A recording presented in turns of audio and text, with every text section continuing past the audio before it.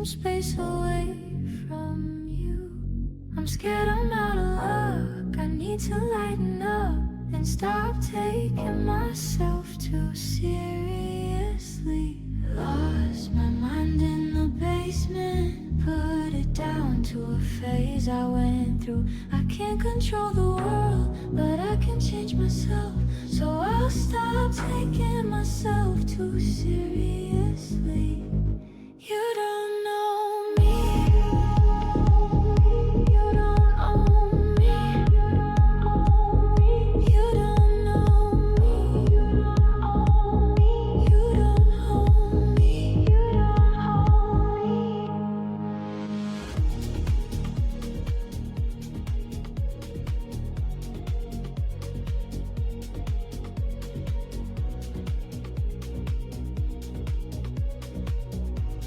Hello. Hello?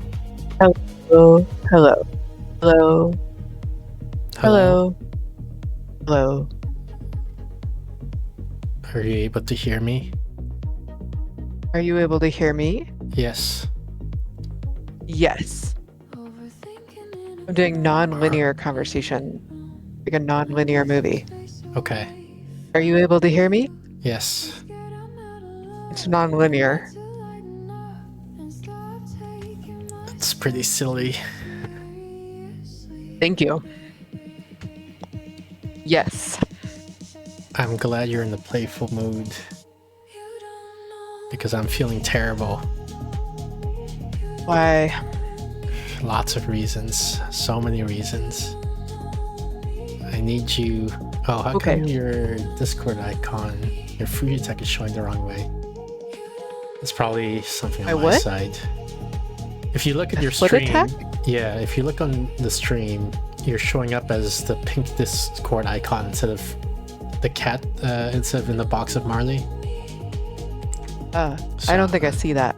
Yeah, you would have to look at the stream to see that.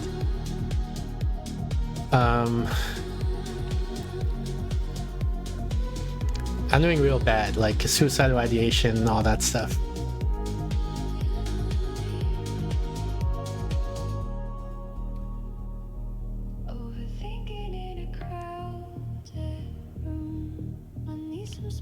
Trying to look at... I hope that you get some help with that. Yeah. I'm looking at Fujitech and I don't see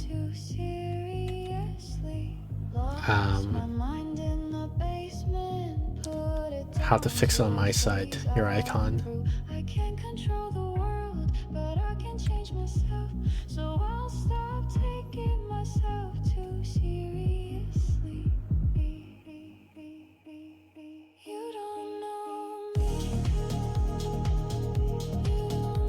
Should I try to get free therapy from you, or should I just move on? I don't think that I am a good person to discuss psychological stuff with.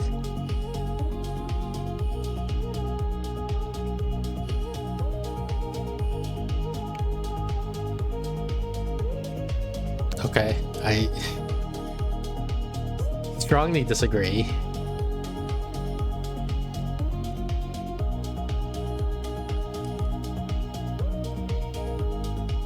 So I feel forced to interpret this as a your preference thing rather than a capabilities thing.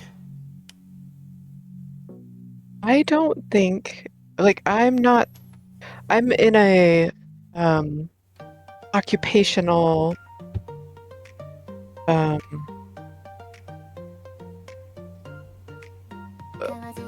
I'm concerned about my occupation, and I think that makes me a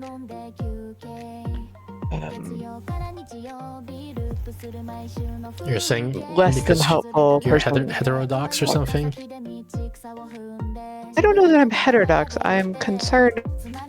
So you, like, because your About, statements are like can be interpreted in many ways, and that's why I'm trying to narrow down exactly what you mean. One thing you might mean by me, I'm concerned about my occupation, is I don't want to lose my job if I say something wrong, right? That's one interpretation. Well, I'm my own boss, so I'm not going to lose my job. I would get cancelled on social media if my views get I'm not out. on social that sort of media, thing. so Well, that you are, because I probably publish wouldn't these be a VODs concern. right on YouTube. Not that they get that many Nobody views, but in the history of the world has watched one of those. yeah. So I don't. I'm That's why I'm in- saying, like, I'm very, it's very vague, the things you're saying. So I'm trying to clarify what you're saying. I understand. I'm trying to say it, and I keep getting interrupted. I am having a professional crisis of faith. Yeah. I'm also, I think, argumentative today, maybe. Over the Grumpy? last few days. Yeah.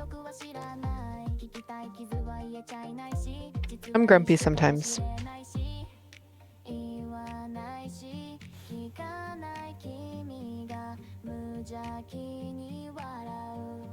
I feel victimized a lot.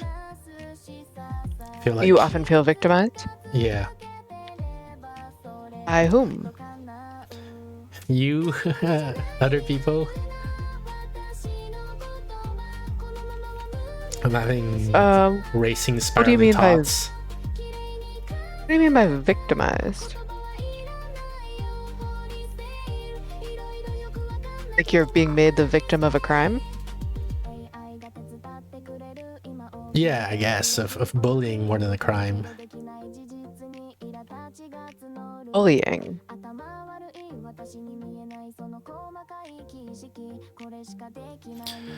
So I'm concerned. The other aspect of this that makes me, there's lots of reasons why I'm reticent to talk about this topic, but I also feel like a strong need to talk about it.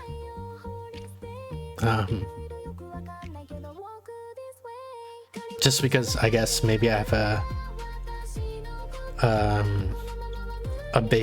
a prior belief in resolving things through transparency and honest communication and stuff like that. But I guess I was very shaken by how poorly our stream went last time.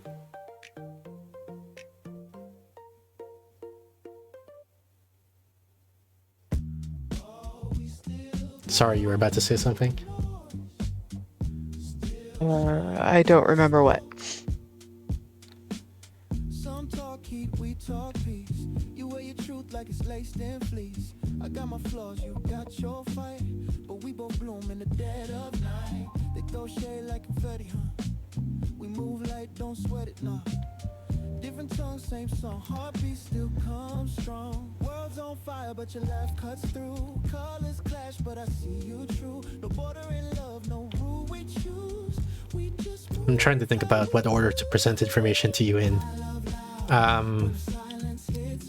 lost my health insurance recently, so I can't go to the doctor or get medication anymore. How did you lose your health insurance? I think I've been on leave for too long or something like that. Oh, okay. Could you apply for benefits another way?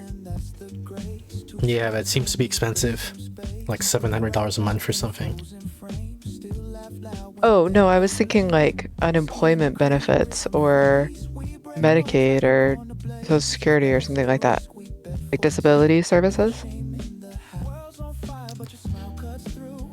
To my understanding, there's FMLA, which I've exhausted for the year. And that's just, they give you money. They don't give you health insurance.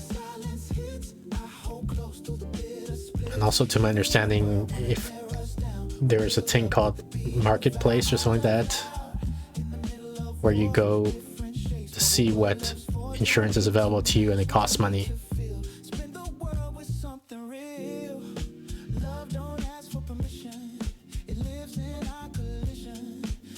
And that's where I got the $700 figure.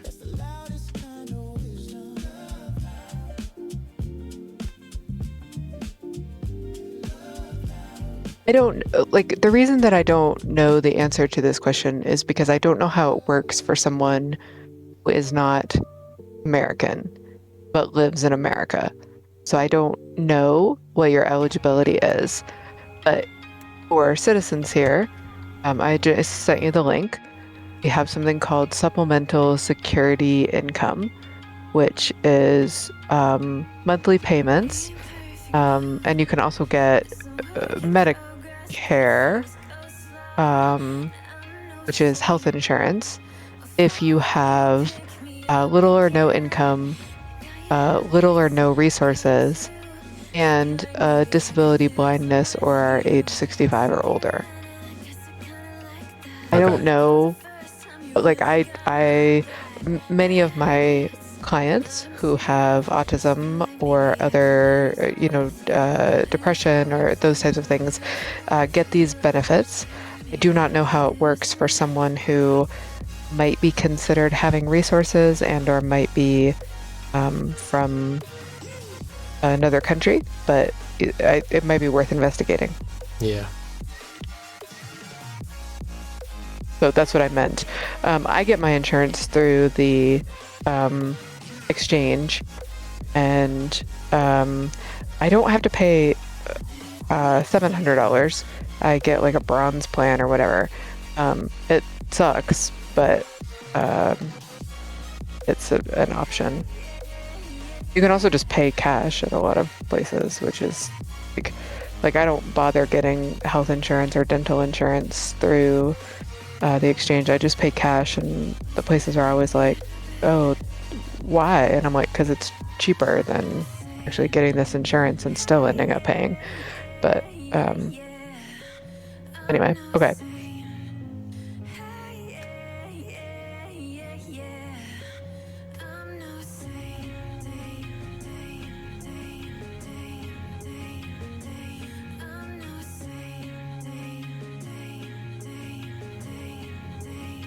Sorry, I went into practical mode when you were trying to tell me, I guess, something about not having health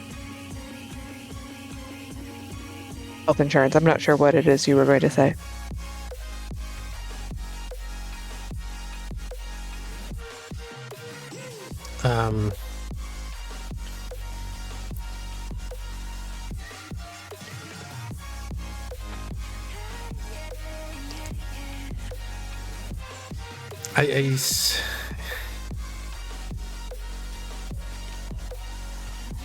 I think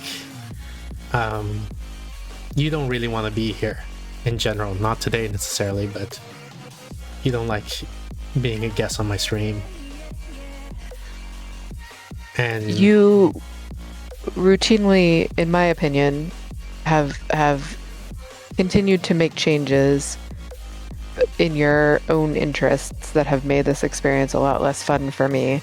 And each time I tell you that, you don't particularly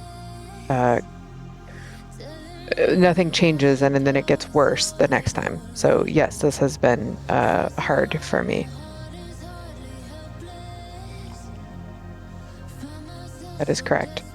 What changes? Or what are your requests? You've changed the games that we're playing. You've made them into games that we have to review. Let's do it one at a time. Okay. I changed the games we're playing. So what would the fix look like? Not like playing the same game again? Not changing the game? We played hidden object games or puzzle games before, or we played fun games like Hollow Knight.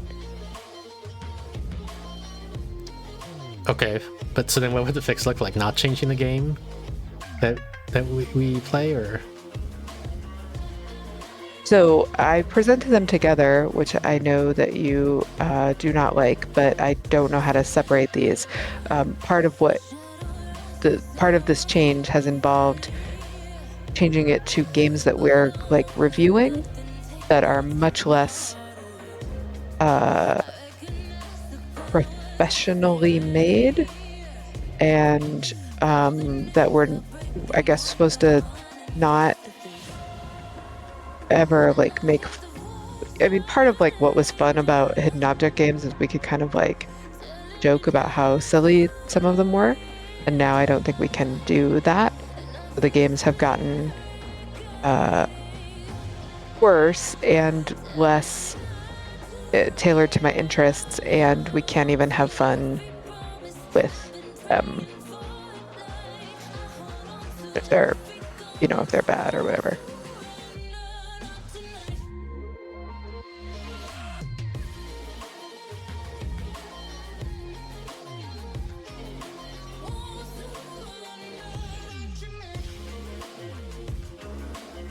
I'm not particularly interested in video games, right?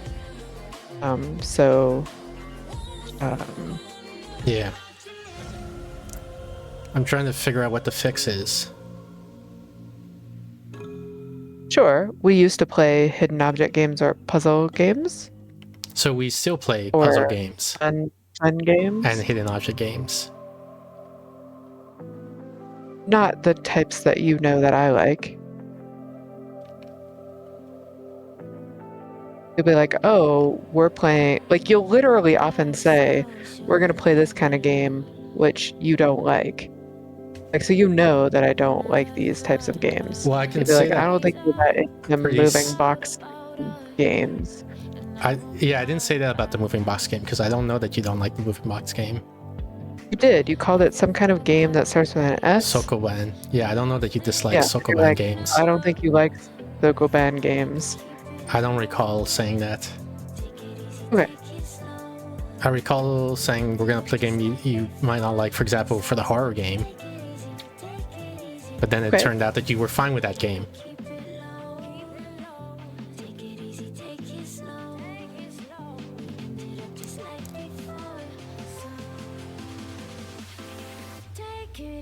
Yeah, I think sometimes you might be confusing politeness with enjoyment, but all right. Yeah, I definitely am.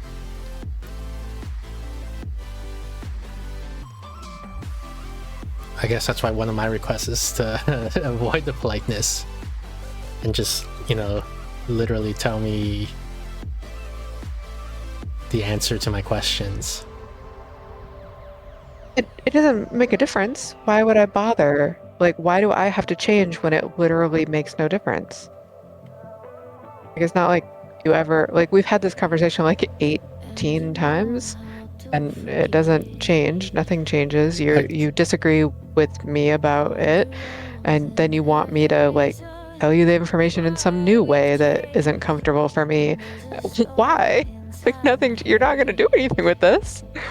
So, how about here's a different thing. I can tell you what you could do, which would change the games we play. Like, so first of all, I guess finding out the problem is the games we play is information for me. It's not necessarily new information, but it is like we haven't talked about it for like a long time, so it sort of drifted out of my context window. If you like, here's what would change. Like, if you tell me here's the game I want to play, then I know which game to play. But as it is, it doesn't matter what game I pick because you're not going to like it anyway. Okay. I play these games, like, I'm already tailoring myself to what you want to do. And typically, in most friendships, that would mean that you have more of a responsibility to reciprocate in some way. Like, I don't really like video games that much, as you've kind of noticed, right? Finding ones that I do like is hard. I understand, but like, it's your area of interest, and so often it's usually not incumbent upon the person to be like, oh, hey, you don't particularly like this kind of food. You're really just eating it to make me happy. Would you mind going and trying a bunch of this kind of food that you don't like to find one that you can stand? Because it's bumming me out that I have to think about what you might like. Right?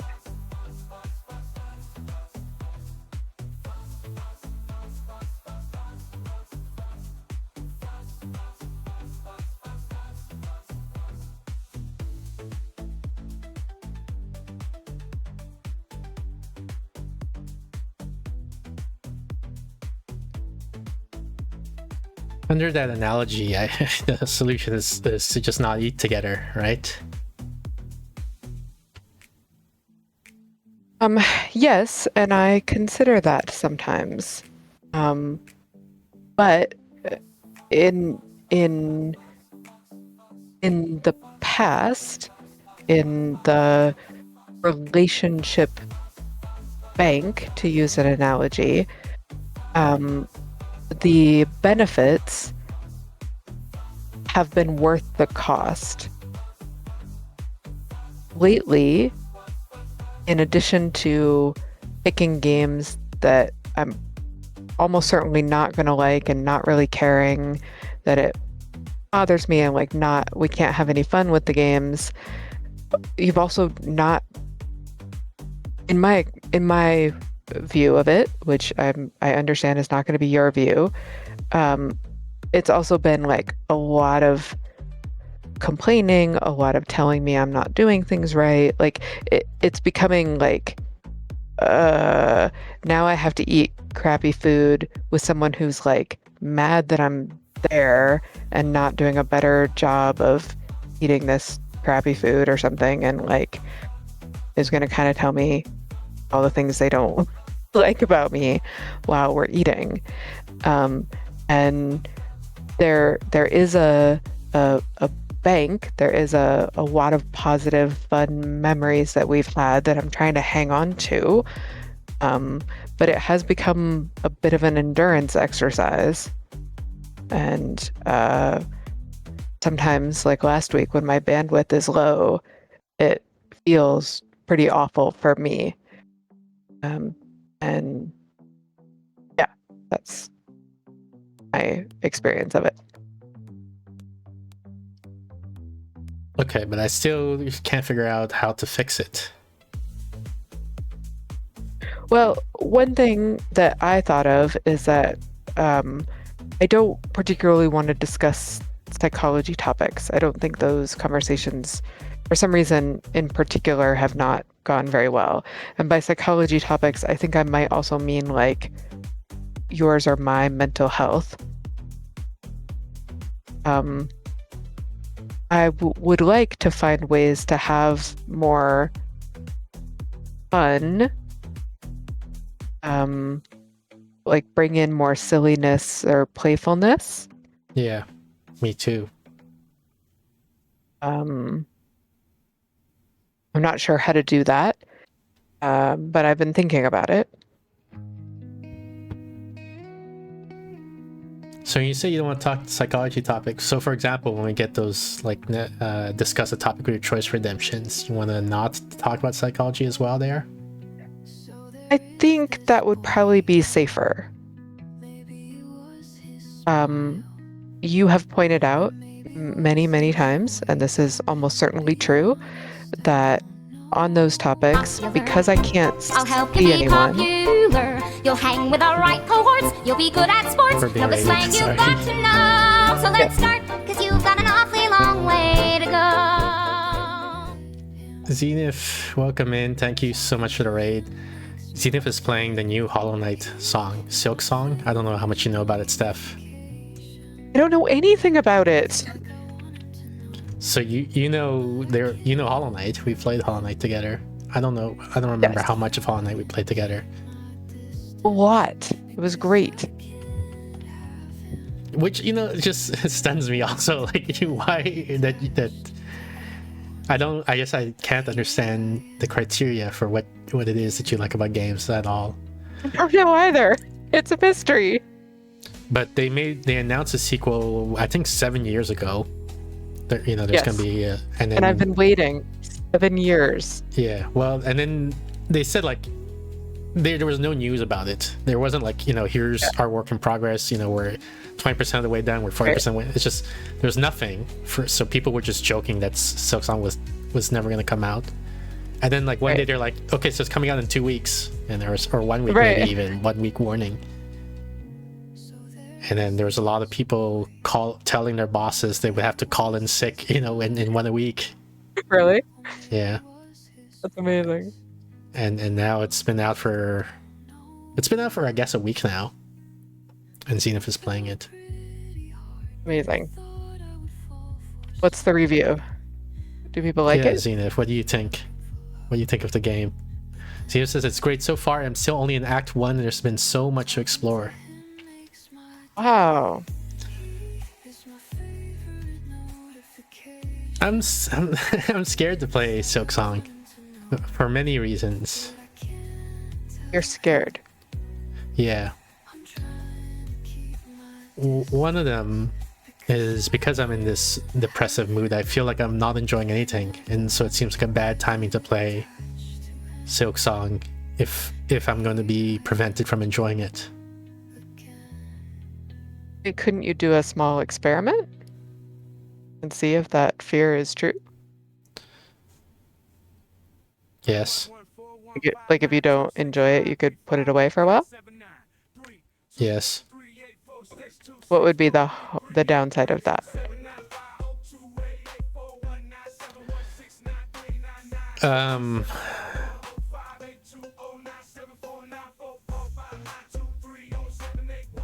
Sort of spoiling the whole experience. No. It's I guess it's a whole bunch of fears that aren't whose consequences aren't big. And so I should just do the experiment, I guess.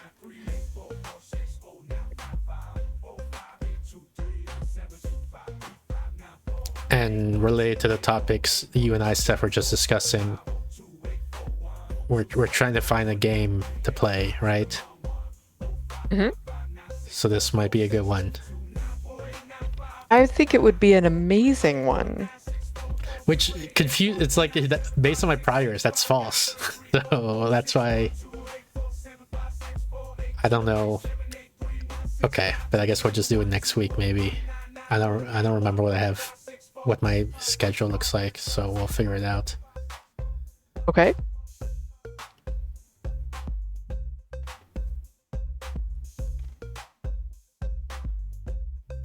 But to give the analogy for before, it's like if you're doing the food analogy, right? So it's like you get this extremely sumptuous dish, but while you have a cold, so your taste buds are muted. It seems like the wrong time to have that dish then. But I don't know Or if it's gonna last. it's an amazing time to have it because, like, whatever, you have a cold and, maybe it's not perfect, but it's the best thing to do when you have a cold. What are you going to do? Just starve yourself? No, I'm gonna eat other food. I'm gonna eat healthy food when I can't taste, how bad the healthy food is. This does not sound like a good way to enjoy a cold. No, but like if you can't taste anything, now's the time to eat all the food you don't like, which you wish you could eat for other reasons. Ugh. It's when you're able to taste well, that's when you want to eat the food that's tasty. I mean, yeah, you should eat it then too, but like sometimes it's the only way to, get through a cold. Right? It's like the only upside of getting your tonsils out is that you get to eat a lot of ice cream.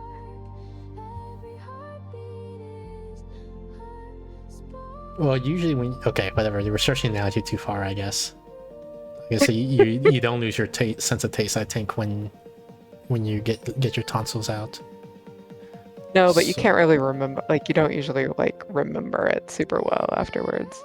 You're like all groggy and weird.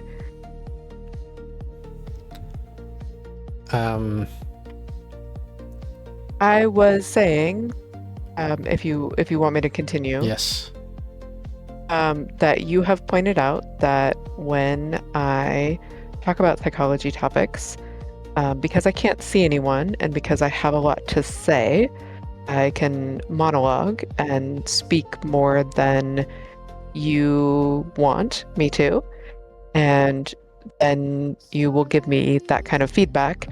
And that's not very fun for me and probably especially uncomfortable because normally the feedback I get about my psychology conversation is not the same feedback that I get from you. And that makes me unhappy and I don't want to do that anymore. All right.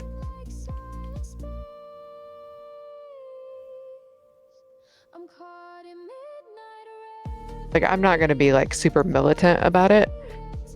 Yeah. But I think in general, it will be safer for me to just be like, this is a place for non-seriousness. Well, I mean, that's a little disappointing for me because I do like some of the things we talk about. Like, again, I'm not going to be militant about it, and this is more of like an experiment of like, how can I go into our conversations less like I'm coming in charged. I'm coming in expecting my feelings to be hurt because it keeps happening. And that's not a good way to go into an interaction, because then I'm creating a self-fulfilling prophecy, and then I'm getting upset when I don't need to, probably.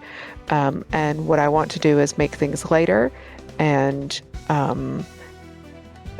happier and see how that goes. And I think that like maybe just trying, like, kind of just telling myself like, look, there's not going to be anything psychology related. It's just going to be silly and fun for a while, and we'll see how that goes. And no pressure. I'm not going to be told that I'm doing it wrong. It'll just be like us having fun.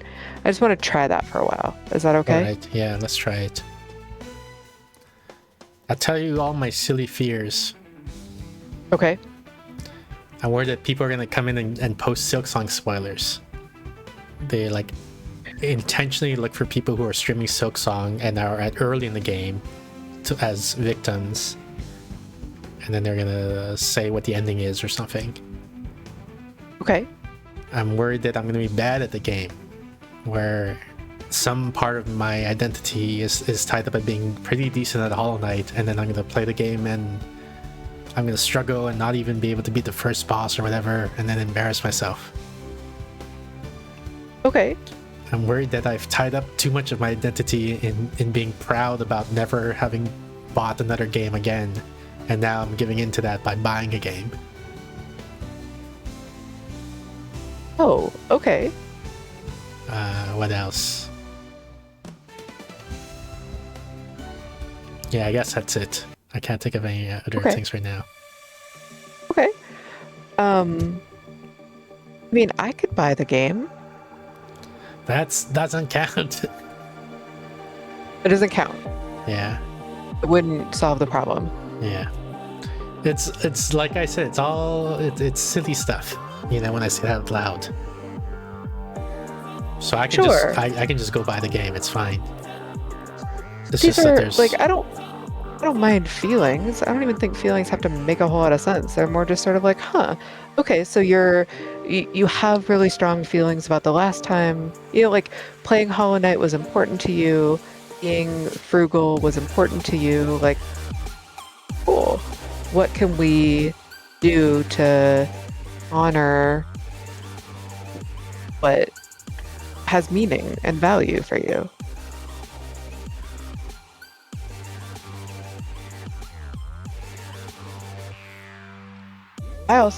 I cannot judge how people play, so I'm just going to tell you that you're awesome at it, because I'm a terrible, like, I won't know any different. That may or may not help. You could watch me play for a while and then feel real good about yourself. Probably not really, but what can we do to keep people, like, is the spoiler thing real, or is that mood congruent paranoia? probably mood congruent paranoia. Okay. So again, we can do that as an experiment, right? And if people come in and do that, we can problem solve at that point. We can be like, we're gonna Probably hide just the title. ban them or something. Ban people. Yeah, exactly.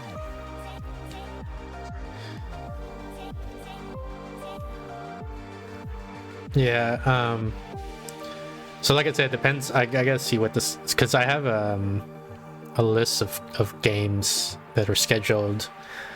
As you alluded to earlier, I get these games for free in exchange for streaming them, and so there's an associate deadline with each one, right? Like you have to stream this one by this date, for example. And Yep. so I have to look through the schedule to see like can we do Hollow Knight next week, or is it the week after, or what? But the idea is like at some point, I think in the worst case it's like a little bit more than a month out that I've got scheduled. So maybe in like 45 days, and maybe in the worst case we will have Hollow Knight. Okay.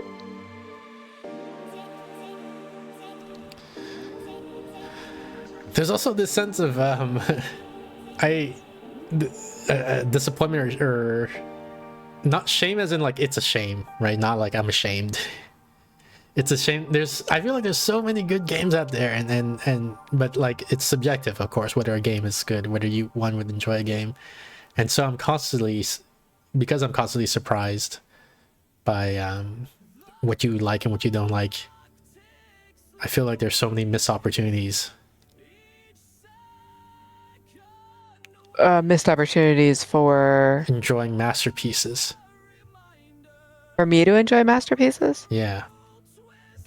Yeah, I think you just have to get used to the idea that I am a video game philistine, right? So like, one of the things, like I think maybe I'm over caught up on one criteria, because so it's the game should have no dialogues criteria.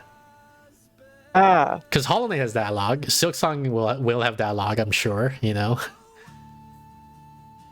like a game with no dialogue is almost like a movie with no dialogue. It's like it's really really tough to find that. And I think that's part of the reason you get stuck with all these like non-central example of games, what you might call lower quality. Gotcha. Yeah, I understand. I am a bad fan, right? And the thing is, it's because I'm not a fan. Like, it's just not my art form. I am old. Like, your people watching may not understand. Like, I am not of an age where I grew up with video games, and they seem foreign to me, and I just have never acquired like the taste. And I understand that my quote unquote taste is bad and confusing and weird. And it's like trying to, like you're super into films and you're like, you got to watch Citizen Kane. And the person is just like, are there any dogs in it? And you're just like, what? I mean, there is, but what? Like I get it. I'm bad at liking games. I fully admit that. Have you read my book? I'm also bad at liking horror books, and I'm trying to make myself, because I know that you wrote it, and as a friend, I should read it, but You can probably read in like less than 2 hours. Yes. I'm looking at my just chatting list, and I have a note here. This expert author coach, writing coach, I guess, said every story is about a character or group of characters who want something. Something gets in the way of them getting it, and then they either get it or don't get it at the end.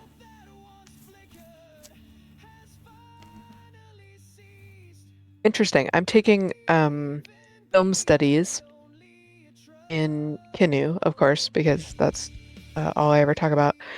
And the film studies course would call that a quest narrative, and would say that's only one of 5 possible narratives. Yeah, I was gonna say my book doesn't follow this thing.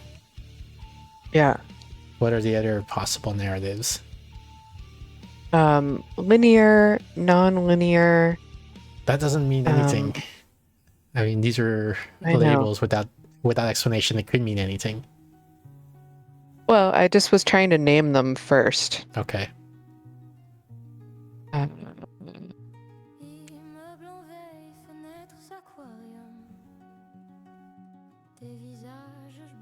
Let's see. Linear, non-linear, quest.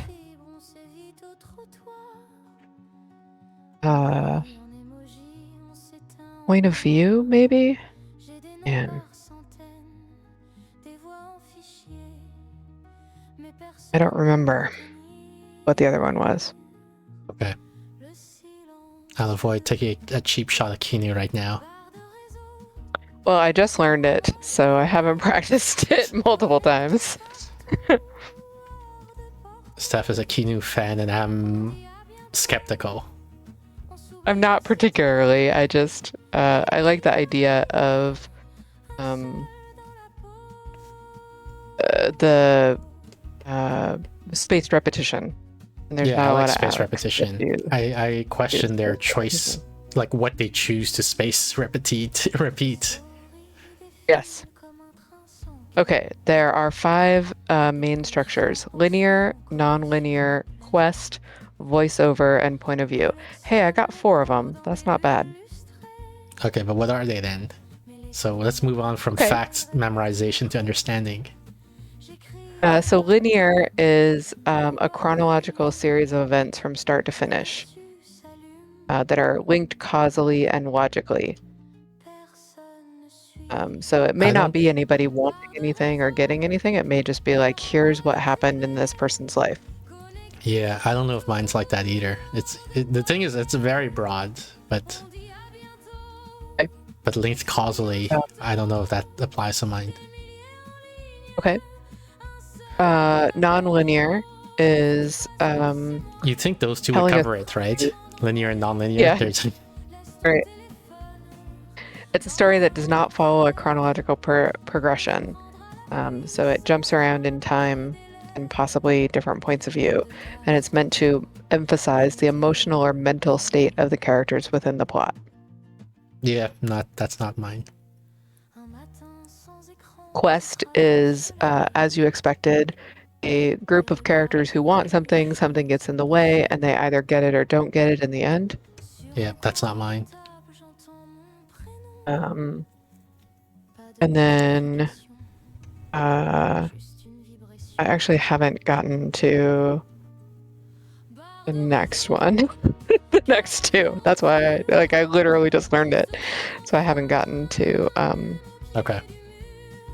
the other type. Okay, let's see. I just started a lesson now so that we could learn it. The viewpoint narrative is one that fully immerses the audience in a specific point of view. It's Yeah. a perspective narrative where the audience is being told a story from a specific and often limited perspective of a character. What the character knows, the audience knows, and what the character doesn't know, the audience doesn't know either. Yeah, so it seems like these are not mutually exclusive, these 5 categories, it sounds like. I think that's true. But also what you described doesn't sound like mine. Okay. And then the voiceover draws a direct line from the plot of the story to the audience experiencing it. It's easily recognized in the film as a voice that is not part of the acting on screen. It's letting the audience know something that they may not be able to learn strictly from the plot. I don't even understand what that is saying. But I don't think it's mine because there's no voiceover in mine. And probably not a voiceover Yeah. plot. So I think yours is probably linear, right? Like it's just a story. It is a of group. It here's- is a bunch of here's what events. happened. Yeah. Yeah. In chronological order, right? It's unclear if it's in chronological order. Oh. So it tries to blur the edge between linear and non-linear. Yeah, the events are not logically or causally related. Maybe logically, but they're not causally related. This thing happened and then that thing happened. Well, I say and then, but the and then is not even clear. Like this thing happened, also this other thing happened, also this other thing happened, and so on. So I learned from my film studies class that you're talking about the difference of what E.M. Forrester would say is the difference between a story and a plot. A story is what happened. This happened, this happened, this happened. So the king died, the queen died. A plot But we don't know adds which order. it adds the causal relationship or the the link between the events. So the king died, and the queen died is a story. The king died, and then the queen died of grief is a plot. So it sounds like you're saying your book has a story, but not necessarily a plot.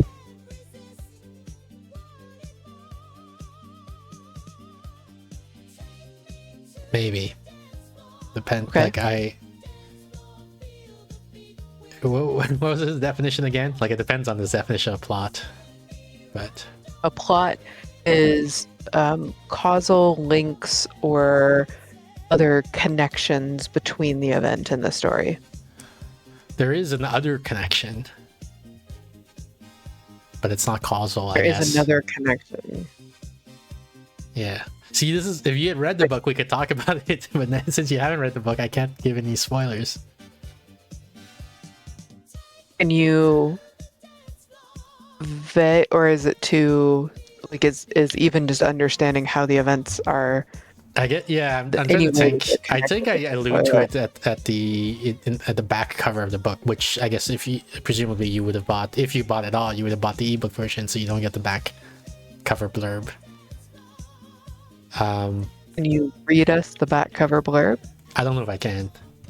I'm not confident I can like find a copy of it online, you know, where I can see what it said. Like I wrote it a while ago, but I don't remember it now, so I have to find it again. Can you just search your book on Amazon? Yeah, that's what I'm doing right now, but I don't know if it shows the back cover on there, like in a readable font. Ah, Trois boutons, c'est rien coton, 30 départs. Mais la poignée pèse un blizzard.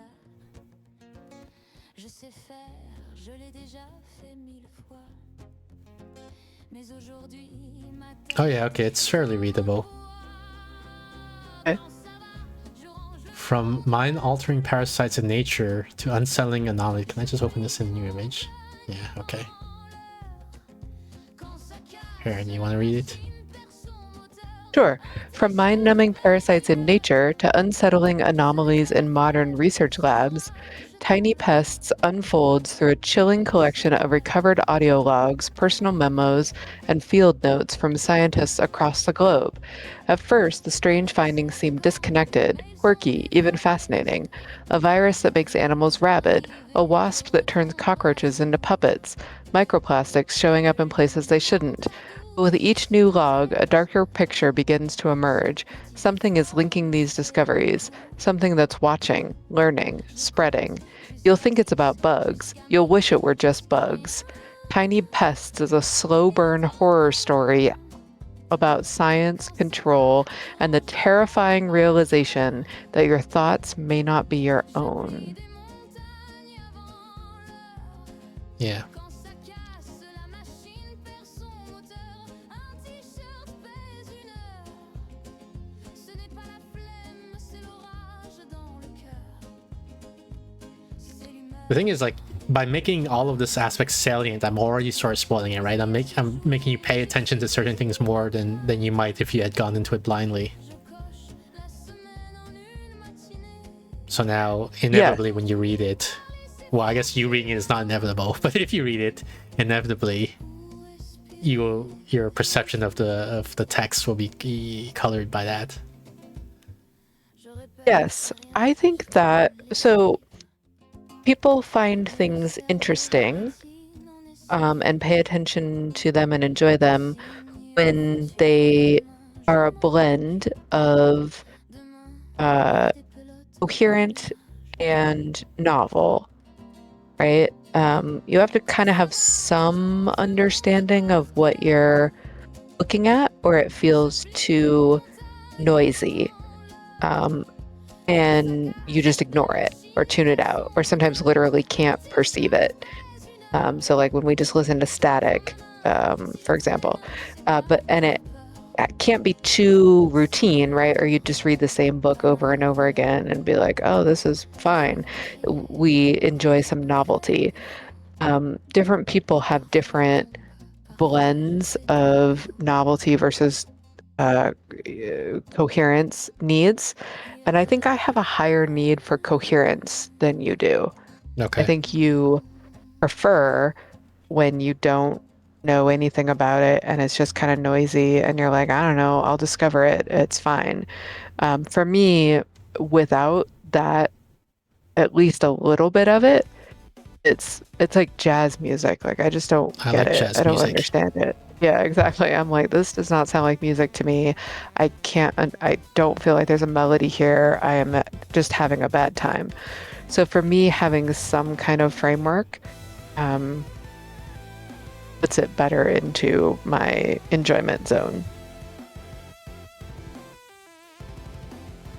Part of why I do not like video games, for example, we've played many video games where you're finding audio logs, you're finding random scraps, you're finding, and like I hate many of those because they're too noisy for me at the beginning, especially because I don't play a lot of video games. So stuff that's familiar or coherent to you is not to me.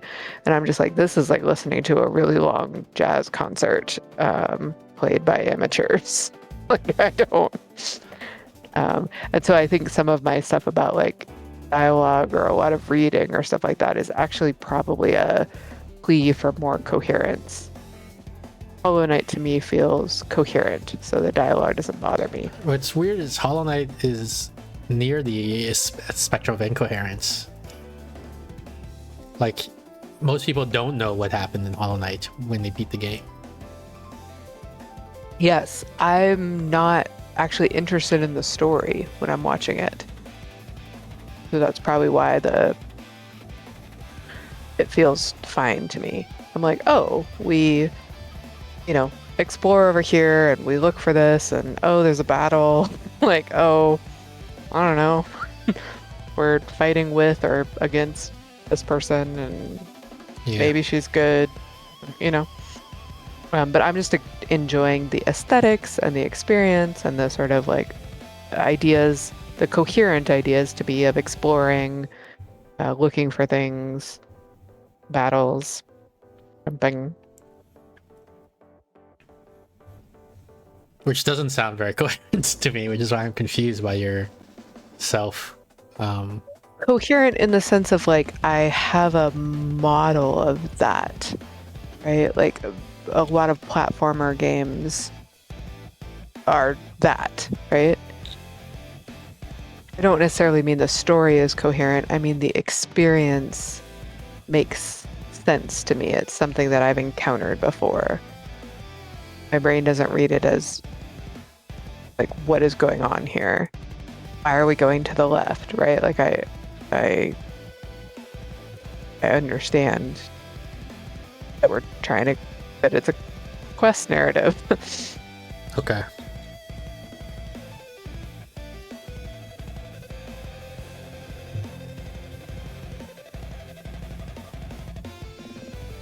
Coherence being like, what's the broad picture on the box that we're trying to make with these jigsaw puzzle pieces? I feel like those games where there's just fragments of stuff feel to me like a lot of puzzle pieces in a bag marked may not be complete. Yeah, I don't know that your analogies are that illuminating. Okay.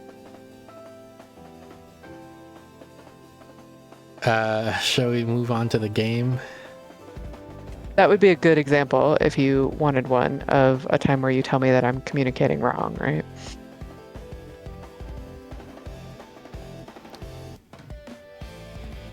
Yeah.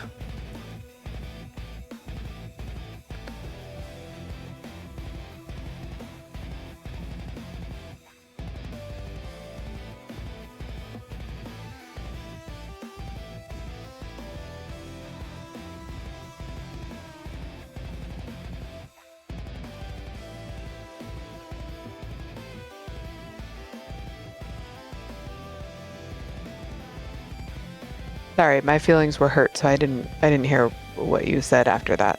I don't know if you're waiting for me to answer something because I didn't hear anything after that. Sorry, I was saying, shall we move on to the game now? Sure.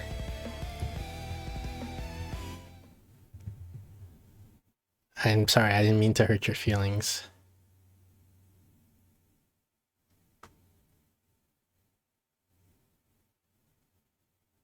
What kind of game is this?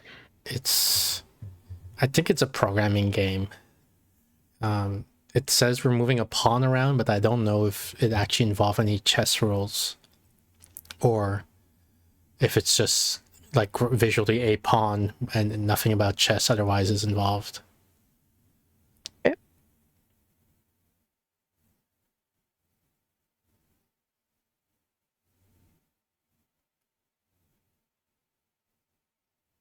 You remember when we played Chipwits, where we had a robot that had like 8 cubes or something like that?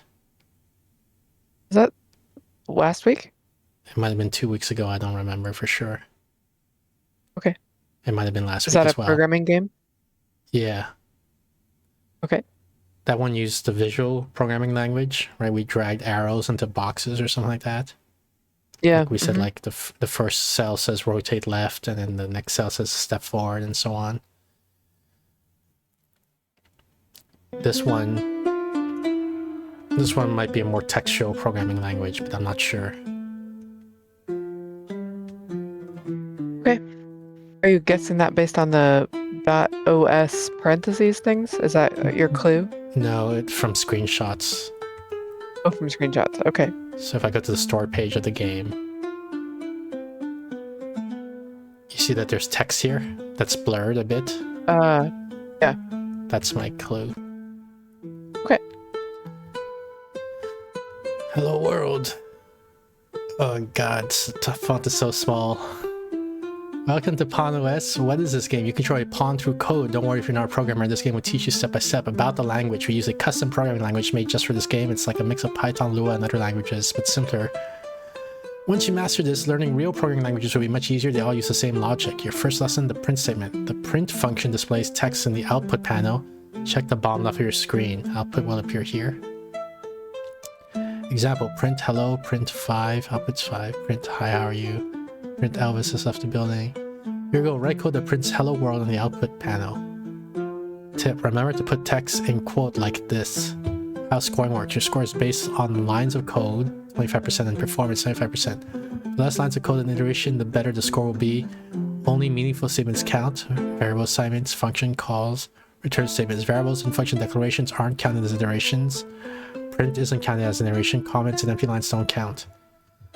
Comments are lines of your code that start with hash and are completely ignored by the computer. They're just notes for you and others understand what the code does. Plan ideas or explain tricky parts without affecting how your program runs. Example, this is a comment. So how do you want to do this? Do you want me to just solve the problem, or do you want me to give you a chance to solve the problem, or? Well, like, I think I could solve this one, right? You just type print, parentheses, quotes, hello world, end quotes, and parentheses. Yeah. Can I ask a Solved. question? Yes.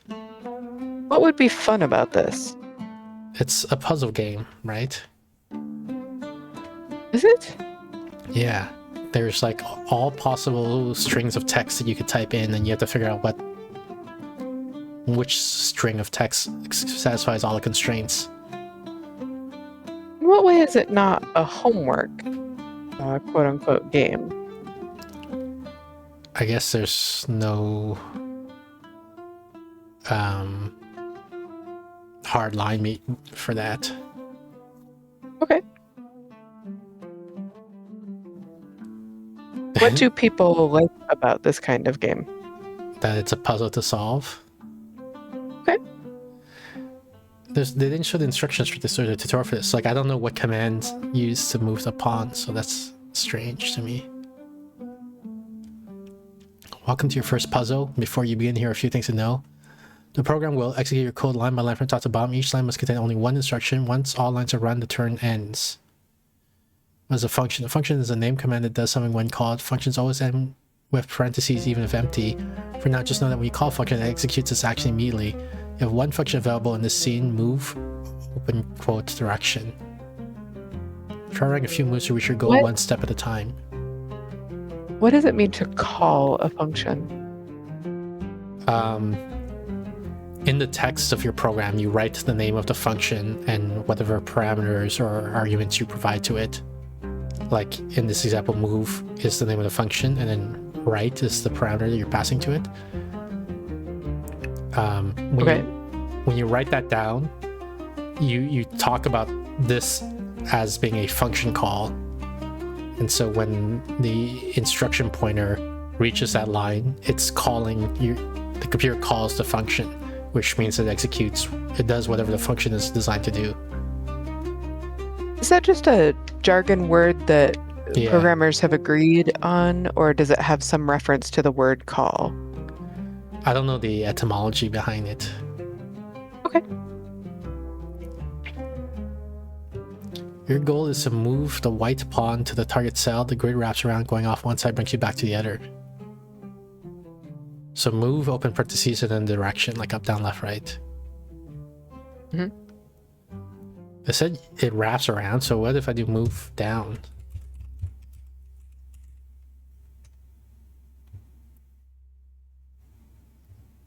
So then I can do move left, I guess. How far left does it move? Just forever? One step, I think. So I said move down here, so the pawn's here, and then move down one step, which made it appear here, because they said the grid wraps around. Uh-huh.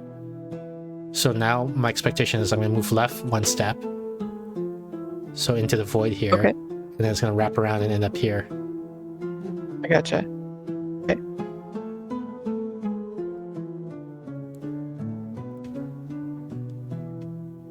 You got the world's best score. Yeah. How do I... What's the way to get to the next... Because the only way I know is to go back to the menu, which is a little bit annoying.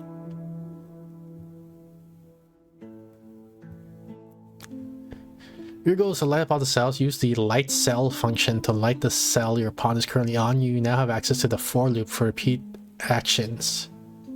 Available functions, these guys. How to light a cell. Call the function light cell like this.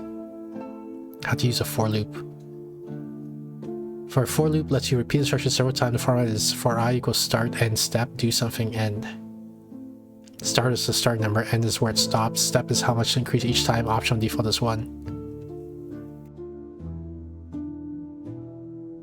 What? Yeah, they're not doing a good job of explaining it, I feel like.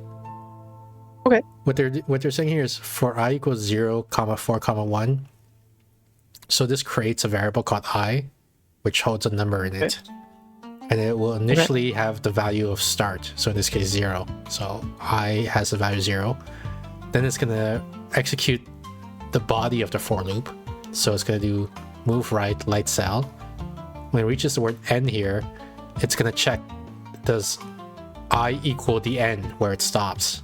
I currently is equal to 0, right? Which is not equal to 4. So it's not the What are case. 0 and 4? So 0 and 4, this game it calls it start and end. And then 1 here is called step. These are names that they assign to these syntax, I guess. It's like in a sentence, right? You might say like this is the noun, this is the verb. It's just in the grammar of the language, you're assigning. You have a what's the word for noun and verb and all that? The function of the word? Part of speech? Part of speech. And then like in the actual sentence, the part of speech, like the noun is the word action, for example, right? So in here we have part of speech called start, and then step. And in this example, start is actually 0, end is actually 4, step is actually 1 in this concrete example. I don't understand. What are these? Where did these numbers come from? Why not just write start and step? So when you're doing linguistic analysis of a natural language sentence, you say like this is the noun, right? Like the dog ate the hamburger. So dog is a noun, hamburger is a noun, right? Uh-huh. So then someone might say, well, why did you write dog? Why did you write hamburger? Why don't you just write noun? And so the answer is noun is the general category. It's the part of speech for in the abstract case. But concretely, you want to communicate one specific sentence. And there's lots of examples that sentence could be. The dog ate the hamburger, the cat jumped on the tree, and so on. Like there's lots of sentences you can construct. In this example sentence, dog is a noun, right? Because you want to say something about a dog. So in this case, we have the start, end, and step are parts of speech. They're the abstract categories. In this specific program, start is 0, end is 4, and step is 1, because they want the program to do some specific thing. Right? They would have picked different Those numbers. are not in any way like coordinates or anything. No. They're just like every time you write the word start. Every time you write the 4, then you have a variable name, which is another part of speech. Which in this case is I, but it could have been something different in a different example. Wow, I feel dumb. I'm trying to do an analogy with natural language because I figure you have a decent understanding of linguistics, right? So you're familiar. I don't know if it's decent anymore.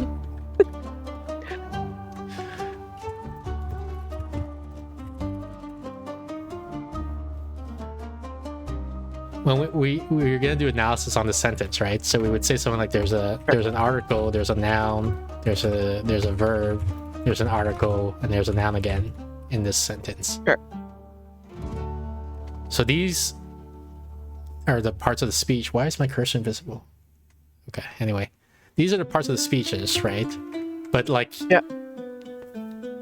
This is not what you would say as a human. Like you don't say the word article, noun, verb. You replace each part of speech with a specific example of that part of speach. A concrete instance of it. I'm looking outside to see the dog or thinking about the dog. Like I'm not just picking the number 4 as my noun every time. Well, I mean, like you could say, yeah, exactly. So maybe he ate four hamburgers or something like that, right? Like you would change this sentence depending on what it is you want to communicate. Yes. Like if you ate 4 hamburgers, you would say 4, but if you ate 5 hamburgers, you might say 5. Or you might say 4 because you intend on lying or whatever. Like it depends on what your intent is. Sure. I'm with you so far. So now in this language, there's maybe I can use uppercase to say parts of speeches or something like that. Okay. And then like lowercase is like actual something you would actually say right now. Okay. So here in this language, you say 4, like which is a keyword. So you have to say 4 to use this particular construct, this grammatical construct. Then you give a variable, which is a part of speech. So you would replace variable with some variable, depending on what your intent was. Then let me see here. In this case, it's I, but like sure. Yeah, and then it's equal signs is a keyword. You always have to put equal signs here. Okay.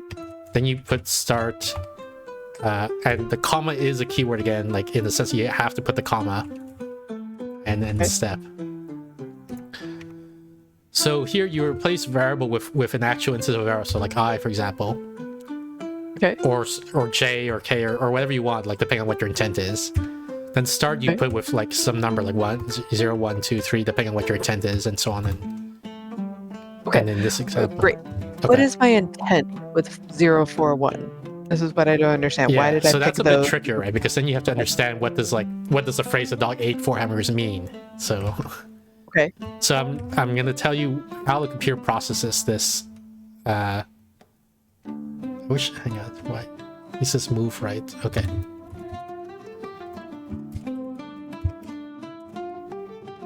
So this is what the program. This is the text of the program. All right. What I just highlighted. And so what the computer is going to do is going to start from the top and then execute the lines,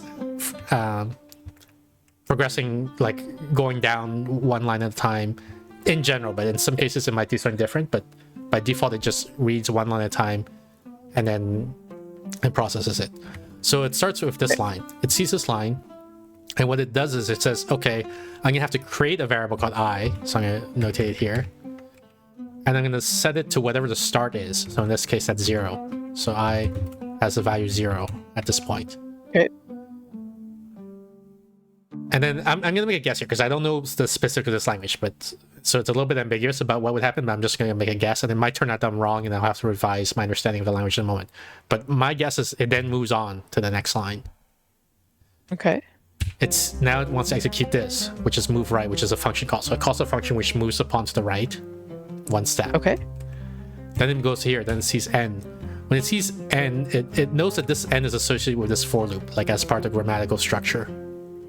Okay. So when that happens, what they'll do is they'll say, okay, I have to compare my variable I, which currently has a value of 4, with the end. Sorry, I said my variable I, which currently has a value 0. I said 4, that was a mistake. My variable I currently has a value 0, and I want to compare with the n, which is 4. Okay. They are not equal, and because they are not equal, I will repeat the loop. Okay. If they were equal, I would terminate the loop. But in this case, they're not equal. So then, because I know that I'm going to repeat the loop, what I then do is I look at step, and I add step to I.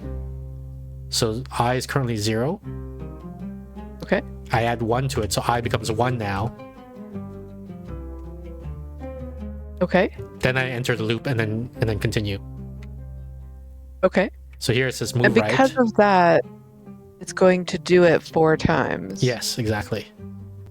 Okay. So it says move right, and then it goes here. It says, okay, is I equal to the n, which is 4? Like, is 1 equal to 4? It's not. So I'm going to go through the loop again, which means I add step to I. Okay. And then it goes up to 4. And then at this point, it's when it reaches n, it says, is I equal to n? It is equal to n. So then I don't re-enter a loop. I just I finish. Yeah, I go down here. Okay. And then do something else, whatever the next line is. Okay, so if I wanted it to repeat 8 times, I could write for I equals 0, 8, 1. Yes. It would repeat 8 times. If I did for I equals 0, 4, 2, Yeah. it would do it twice? Yes, I believe so. Okay. Now Great. here's the thing that's Thank you. ambiguous about this language. Like, if you said 3, I don't know what would happen. There's 2 possibilities, right? There's 2 reasonable possibilities. Yes. Obviously there's a billion possibilities because you can make your language do whatever you want. But the two obvious ones is it does it twice. Yeah. Because, well, let me start with the other grade. The one possibility is it does it infinitely number of times because I will never be equal to 4. So it never ends. Right. The other possibility is it's not that it checks if I is equal to n, it checks if I is less than n, in which case it happens 2 times. That would be dependent on the language, really. Yeah. Okay. Depends. And that's what- true of natural languages as well. Like they Yeah. resolve ambiguities in different ways. Okay. Yeah, like different dialects of English, you might have a Exactly. sentence and it might mean different things to different people. Right. Okay.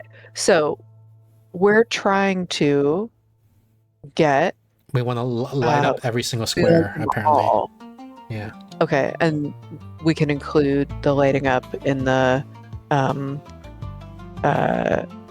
For loop. for loop, right? So we could repeat it 1, 2, 3, 4, 5, 6 times, right? Because Yes. it will go off that okay, and so we could write or I equals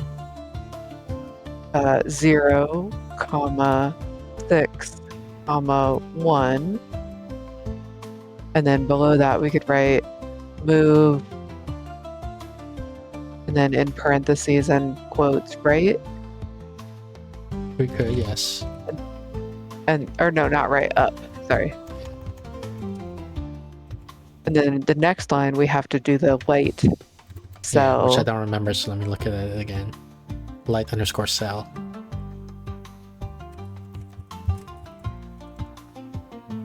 And then we just hit end and we see what happens.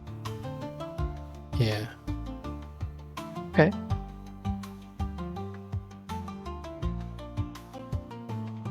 Oh, we did it one too many times. Oh, That's common. That's called fence post error or off by 1 error. And okay. it's one of the 2 most difficult problems in computer science. Okay.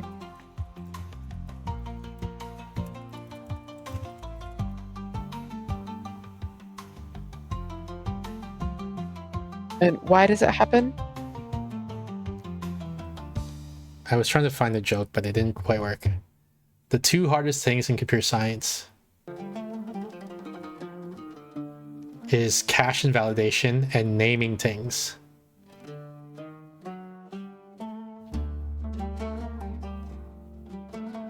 So I don't... The joke is there's... So this is a famous quote from a guy, I guess Phil Carlton. I didn't know the name of the guy who said it. But it's like, he made this famous quote, and then there's a joke, which is the two hardest things in computer science is cache invalidation, naming things, and off by one errors. But yeah, everybody... Like, I made that joke too, so I guess I'm gonna change to 605. I guess one way to think about it is if you 0 to 5, there's 6 numbers between 0 to 5, right? Because you start at 0 instead of starting at 1. Okay. So, like, I don't know if you can see my mouse here. So if we say this is 0, Again, yeah. 1, 2, 3, 4, 5. And if you went to 6, you would have a 7th one. What I wanted it to do was light up the one that we're currently on. If that's true, then you would probably want to light before you move up. Well, what I was thinking is because I didn't want to try and change it, I thought that I would need to relight that bottom one.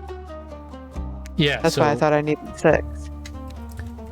So what happened here? I don't know if I can do it step by step. I'll do it with here on the... Yeah. So we're here.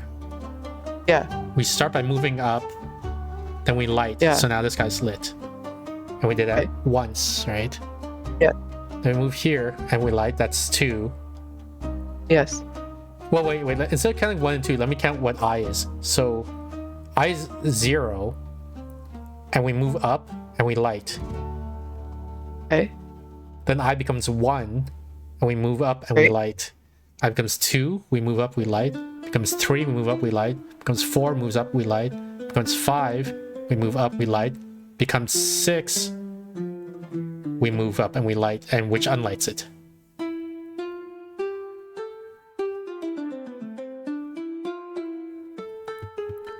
Do that again. Let me do a smaller one. Let's do I becomes 0 to 2, okay? Okay. And then this is move up, and this is, I'm just gonna call it light for short.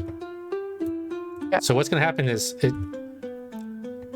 sets I to 0 because we get here, right? We start the for loop. We say, okay, so we're starting a for loop, so we have to set I to start, which is 0.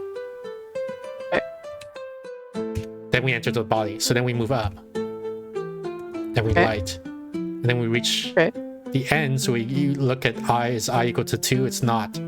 So we increase I by step. So I is equal to 1 now, right? Okay. Then we move up and we light. Then we're at the bottom. So now we say, is I equal to 2? It's not.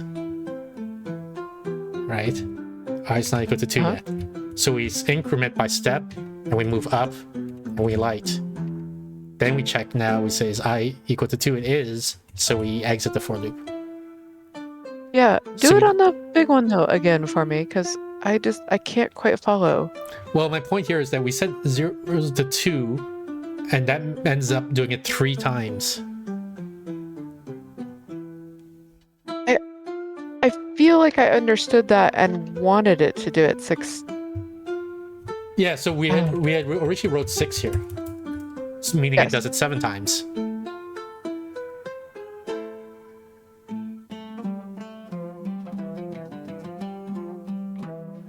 Can you do exactly what you did though, and just show me again? Can I just see it again? So we're here as a pawn, right? I is equal to 0. Yes. We move up and we light. Yes. Now 0 is not 6, so we set I to 1. We move up and we light. Okay. We set I to 2, we move up and we light. Okay. We set I to 3, we move up and we light. Okay. We set I to 4, we move up and we light. Okay. We set I to 5, we move up and we light. So now every square is lit, but now we have to set I to 6. We move up and we unlight. Why do we move up at 6? Because when we increment, we always then enter the body of the function, right? Like when we were here, we set I to 2. Wait, or let me... Right before we set I to 2, I was 1.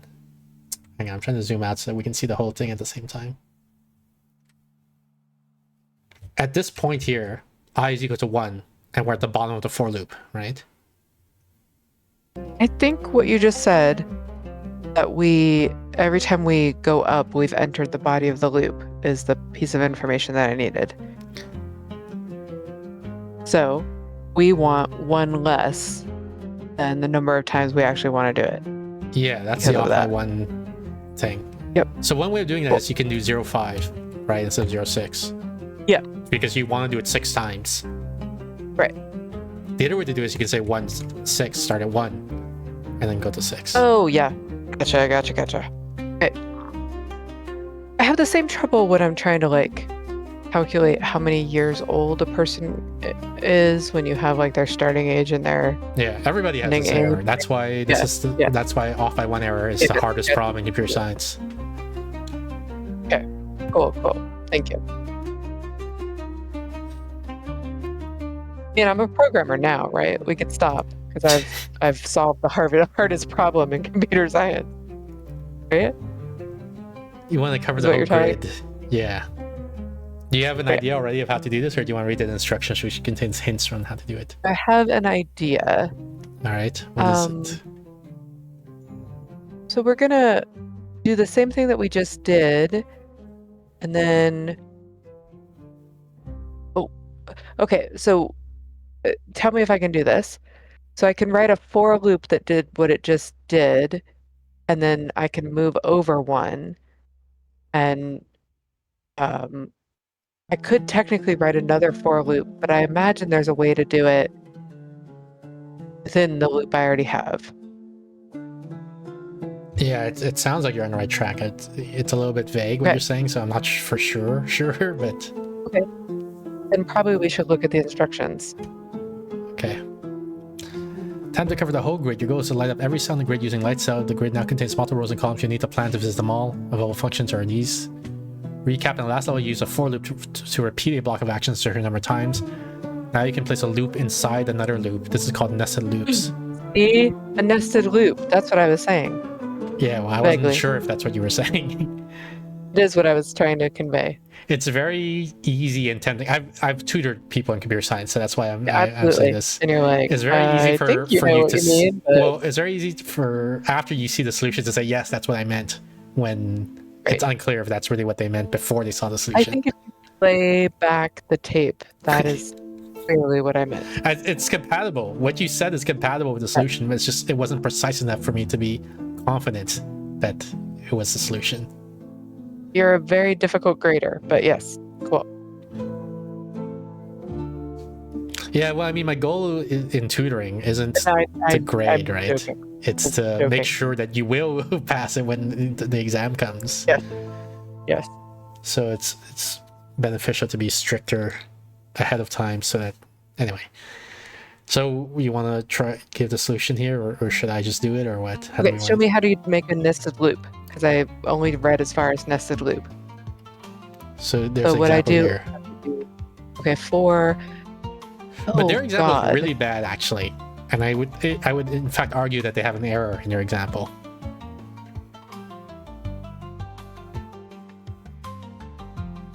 Okay, so they put a loop inside their for loop. Yeah. Jesus. Okay. So first of all, this is okay. What in the previous instruction they said the step is optional, and if you don't put it, it just assumes you want a step of 1. So that's why Okay. there's only 2 numbers here, right? 0 and 3 instead of 0, 3, 1. Oh, okay. But the reason what they did here is bad is they gave the same variable for both loops. Oh, interesting. And you would not. You would Well, have the given it problem something here else. is let's use their example. Okay. I don't know what, like, again, this is a made-up language that they made up, right? So they can mean whatever they want. But in like based on my experience with other programming languages, I think their example is something like this. Yeah. Move right and move up or something like that. Here's let me erase all this upper stuff too. Here's what would happen. So we're on this line. So the computer's like, okay, I'm gonna create a variable called I and I'm gonna set to 0, right? As per the start. Right. Then I go to this line. Here it says, oh, so I'm gonna make sure there's a variable called I and set to 0. Yeah. Then it moves here, it says move right, so we're gonna do right. Then we hit this end, which means I'm gonna check this I to see if it's equal to 3. It's not, so I'm gonna increment it by the step, which is 1.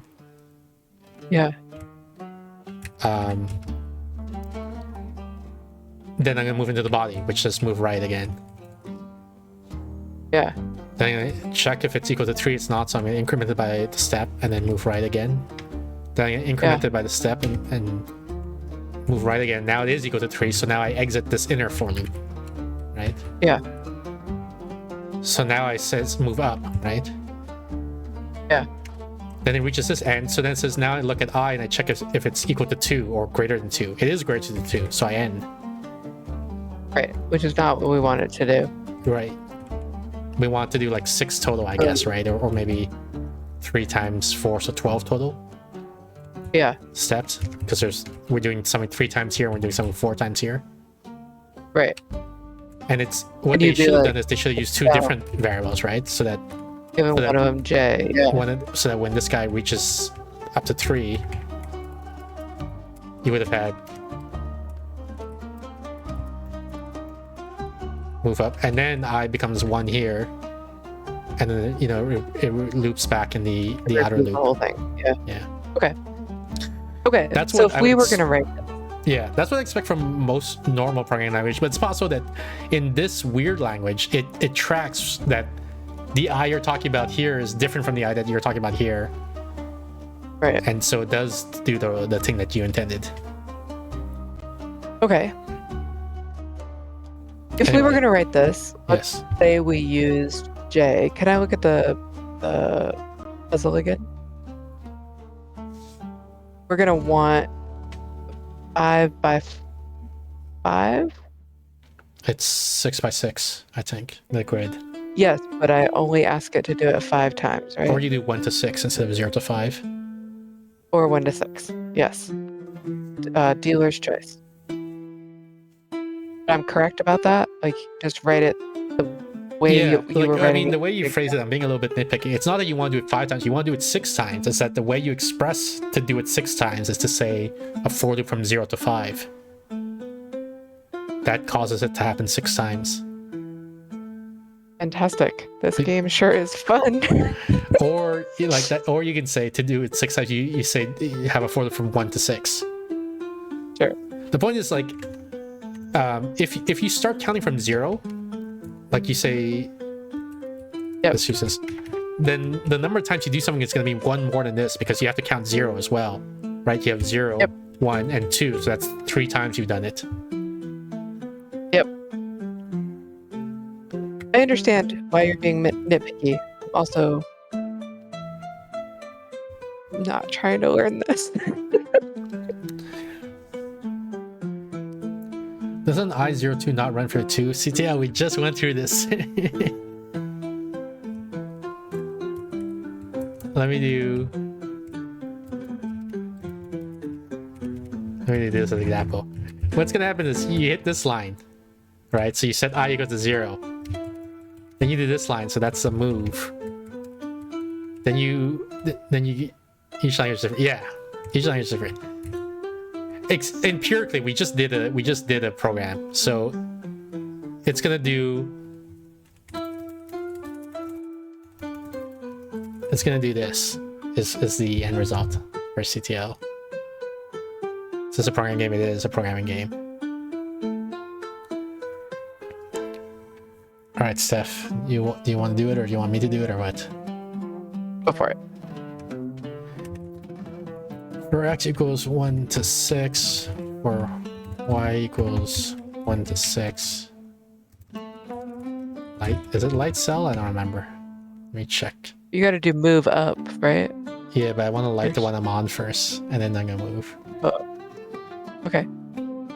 It is light cell.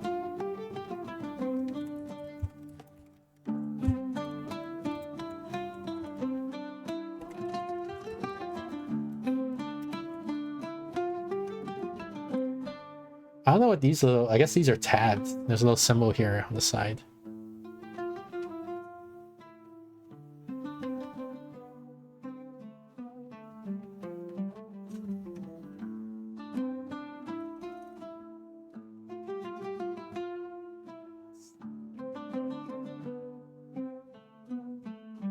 So we've learned that it allows you to use more elegant code than it taught us. I don't think I use more elegant code necessarily. I just chose to use a different variable name, really, right? Instead of using I think II. that's more elegant. Yeah, but I guess it's so marginally elegant that I wouldn't even think of it as more elegant. I guess it is. It is more elegant. It's just not qualitatively so.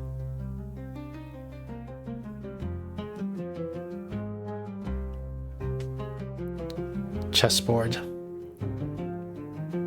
You're going to light up the grid in a special pattern. At the end, each unit cell must be surrounded by lit cell.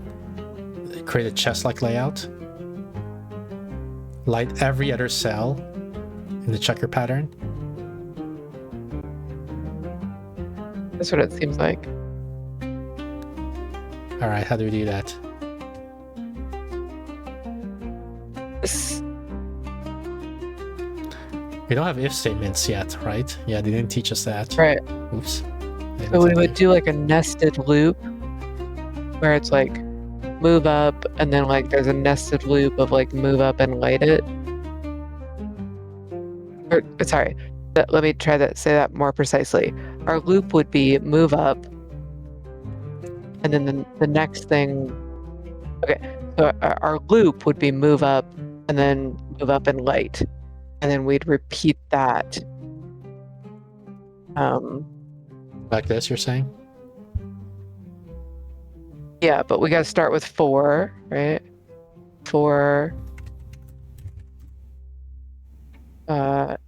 I equals 1, comma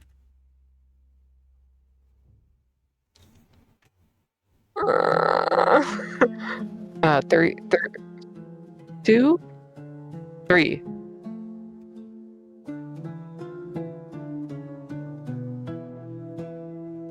Comma 1.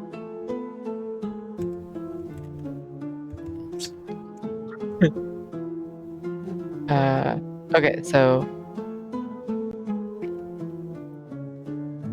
I don't know what I'm doing. Yeah, I think you're on the right track. The only thing I would recommend you like to light the cell you're on, like so that you never have to revisit the cell, because I think that's easier to reason about. Okay. So I would light first, then move Light up, first, move light, up, then move. move up, light. Okay. So that's one column. And then we need another loop. So we got to nest this loop inside another loop. We'll call this for J equals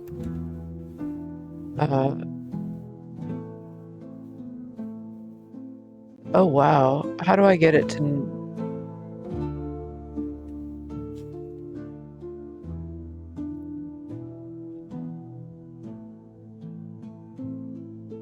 not, like it's gonna make the same pattern on the next one and I want it to make a different pattern. How do I do that? How do I fix it?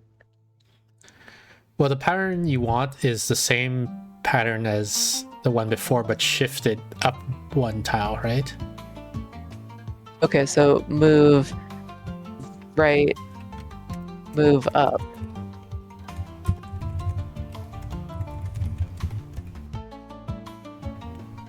Okay. And okay, so and then end. And then so for J, we'll do the same numbers. 1, 3, 1. All right, we run this. Sure. this is wrong, but let's try it.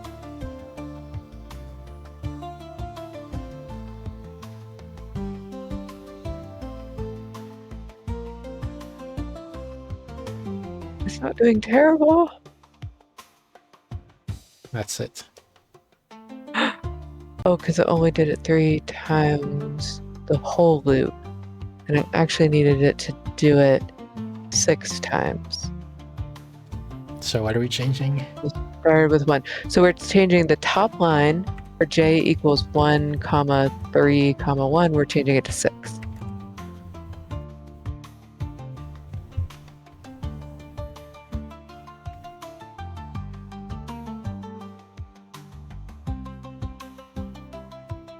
This is agonizing. Is this what it's like in real life when you watch it do your program and to see if it like... You usually don't get to see the intermediate steps, like which is you don't see an animation of the pawn moving and lighting. You just see the end results, which makes it a little bit harder, right? Because better.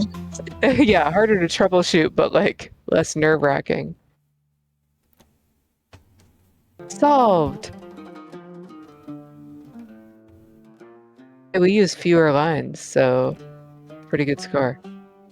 yeah, but apparently our score is worse. We use fewer lines, but we have. I made a mistake at the beginning. No, I don't think you made a mistake. The solution you did is the solution I would have come up with. I don't know how they did it in fewer iterations with 1 extra line. Well, I think it's because I had to, because the first code that I came up with was wrong, right? No, it just An creates your final solution. Oh, okay. It's saying you have 9 lines of code, but it took 6 steps, like 6 iterations is what they call it, to finish I the see. program. Someone else did it in 10 steps, 10 lines, but 54 iterations. I don't know how they did that. I'm not sure what they did differently. Okay.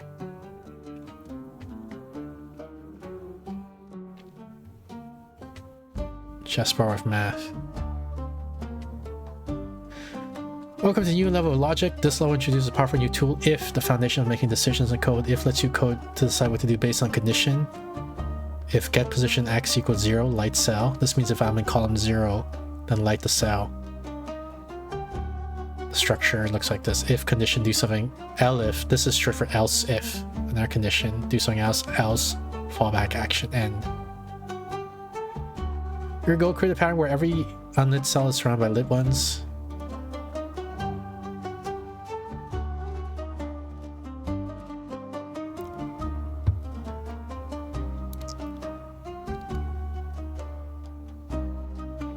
Is this? This is... Oh.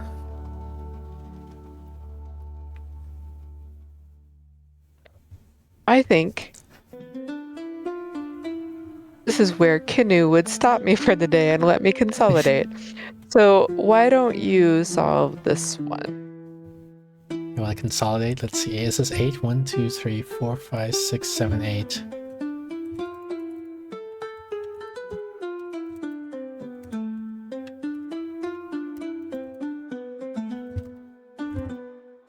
What was this? Get X or something like that? Get position. Oops. Get pause. Get Get pause. pause Underscore. plus get pause. I made a mistake here. It should be underscore X.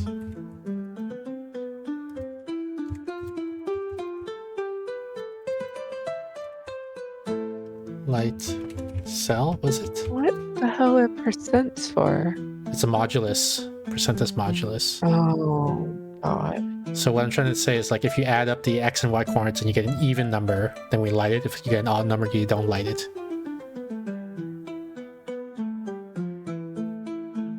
Great.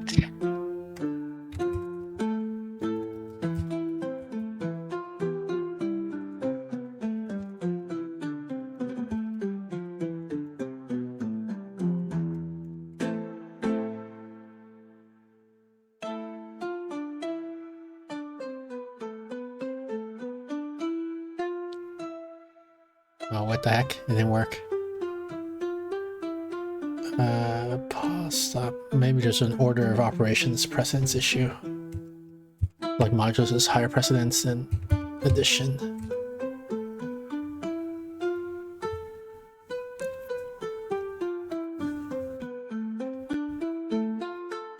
Yeah, it looks like it.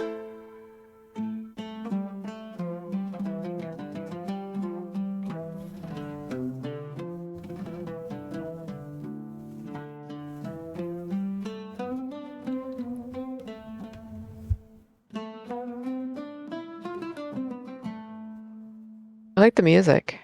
Yeah. Very soothing.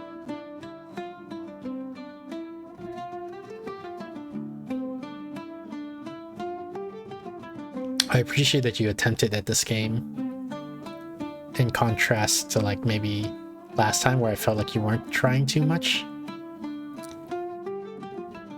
But don't even here, remember what the last game was, but I think it sure. was Sokoban. Oh, right. You sort of tuned out was how I felt about it. But Yeah. I here was not having a fun time. but here I feel like you put a lot of effort into understanding the game and participating. Your goal is to light up only diagonal cells. I don't know what they mean by that. It's a little bit ambiguous.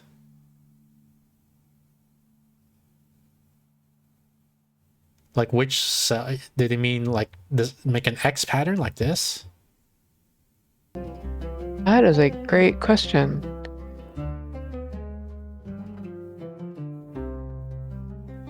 It's underspecified. I feel like I agree with you. Because I would have thought it meant what you just did, basically, just in less than 10 lines of code. or the world's best at 11 lines. So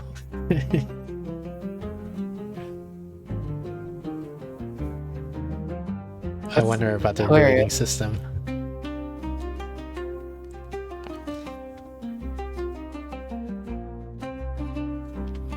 Okay, so I think what they mean is this X thing. So what I think is going to happen is we're going to do.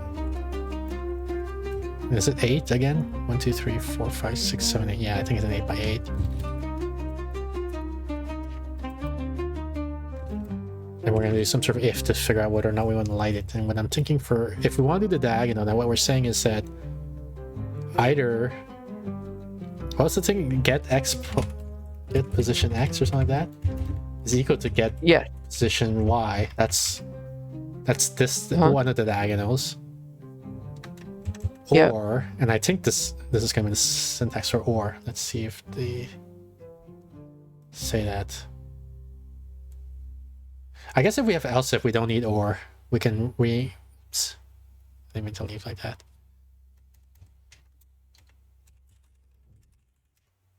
Else if get position X, I think it's like 8 minus this is equal to get Y.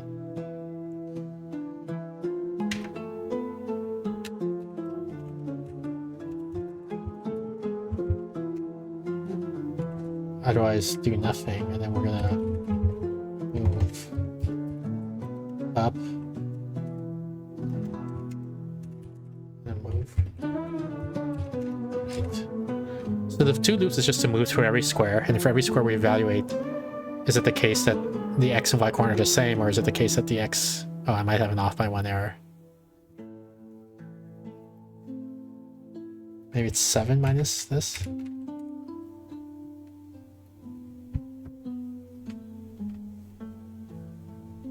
Yeah, okay.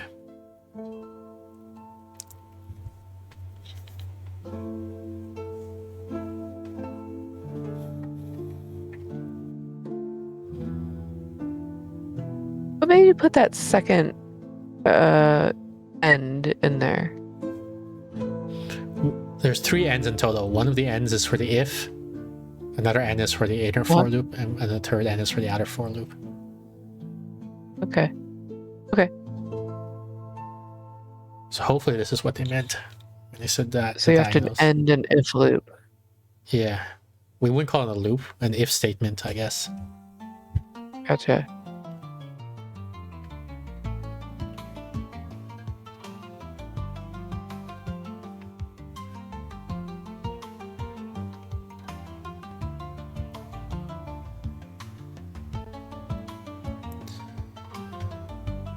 Go light only in cells and match the two specific conditions. This is odd.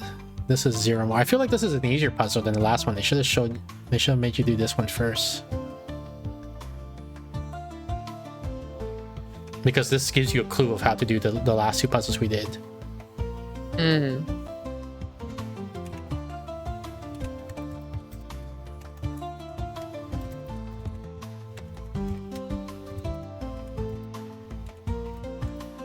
If x times y is odd, they're saying there's one condition where we light the cell. Divided by 2 actually.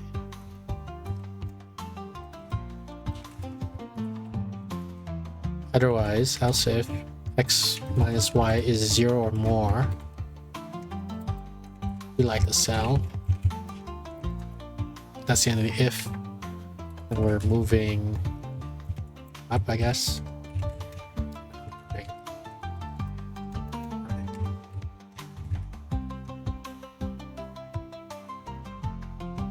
I don't know what pattern that's gonna make, but this seems to be what the oh, is it gonna be like it's a chessboard but the whole bottom? Oh no, what is this? It's not what I predicted. It's not a chessboard.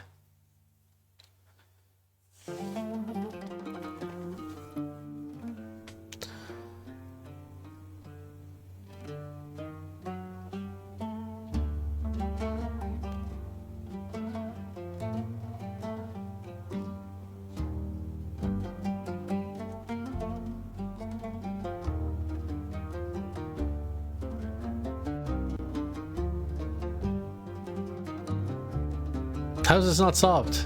This is literally what you told us to do. X times y is odd. X minus y. Oh, that satisfies both. I thought it satisfied either.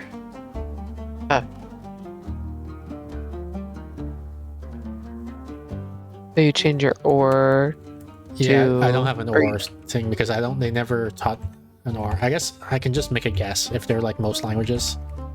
This is how they would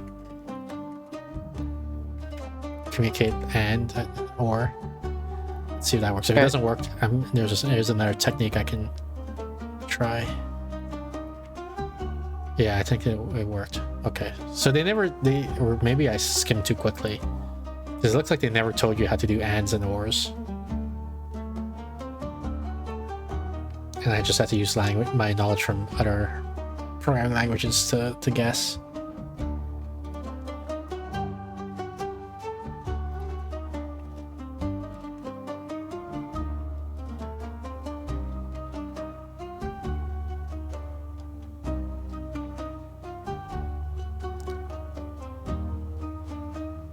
I guess if I want to make it faster, I could do it only 7 iterations of 8 for the horizontal. Wait, that doesn't work either?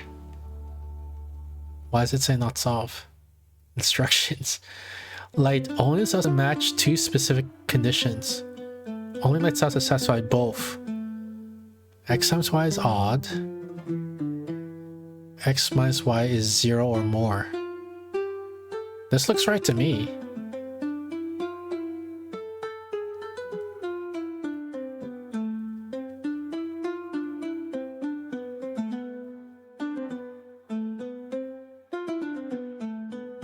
Oh, it's because I didn't use get position x. I just looked at the variable x. So actually, easy fixture has to change this to 0 to 7.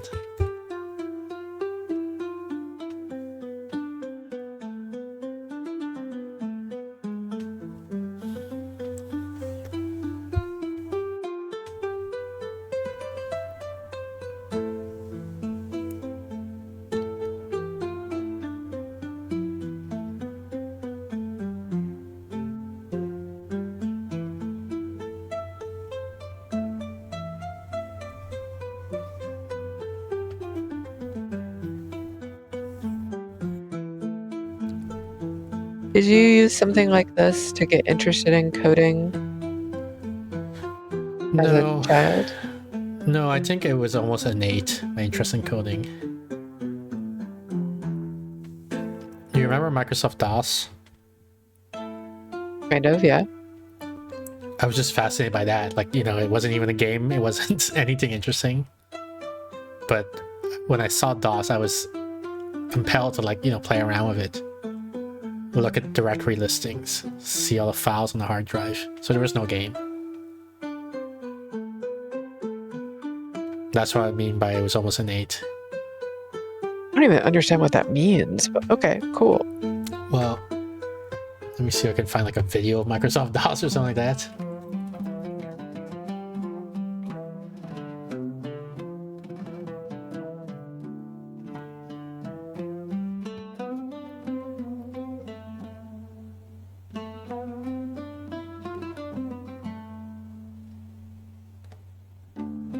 They don't even have videos of Microsoft DOS because there's nothing to look at. Oh, here, maybe this one.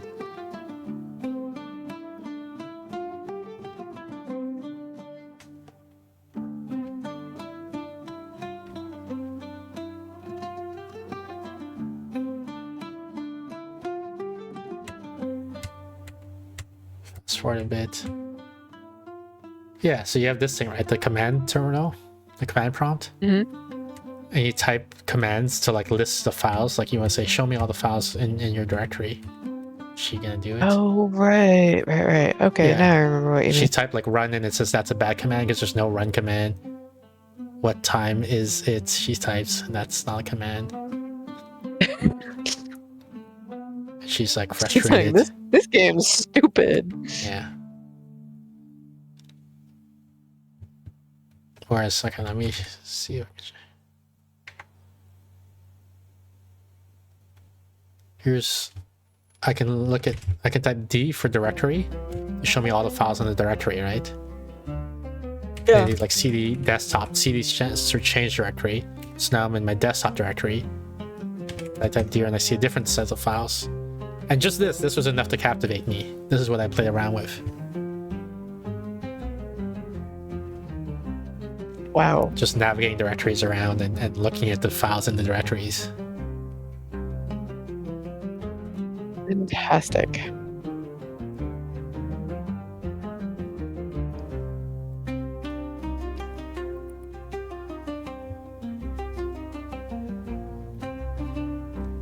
Shape of the light. Your goal is to light only cells that satisfy a specific distance rule from the center. Only like cells that satisfy this condition.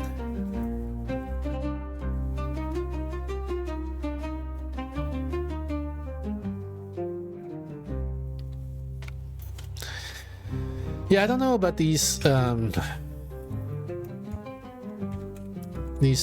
exercises that they're doing.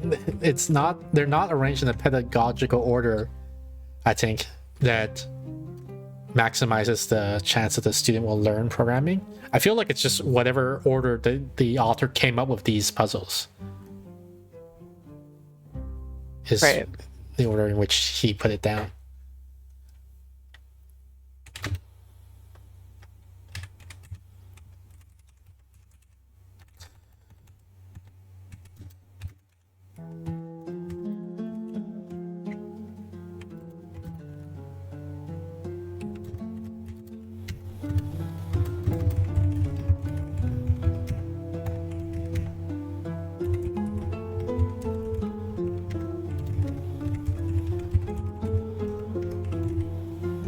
I think this is it.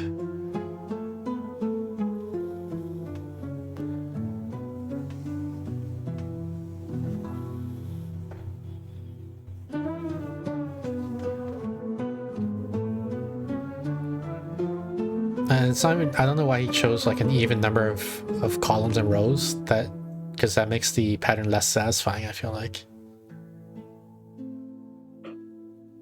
Because it's not going to be centered, it's not going to be symmetric. Oh, it's not going to be symmetric. Maybe it's like some sort of attempt to be chessboard like, which has an 8x8 pattern. But like this has Right. nothing to do with chess, so you could have done a 7x7 board. And it would have been more aesthetically pleasant, this puzzle.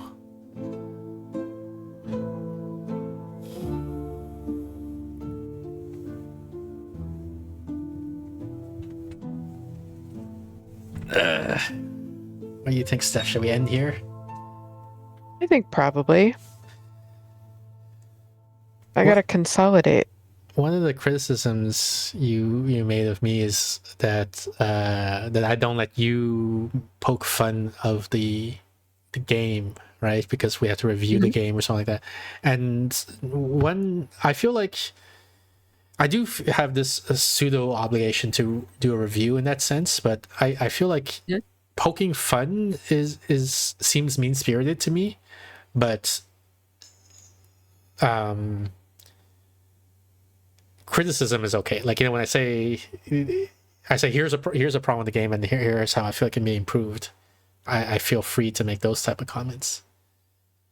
Yeah, I know that turns it into criticism for me. And given that I'm barely a fan, criticism is too advanced for me to enjoy, I right? see. Like if you're watching a movie and you really don't like movies that much, and you're kind of watching one and you're like, man, this is lame. What the hell? What's going on? Like that's kind of fun for you to do with a buddy.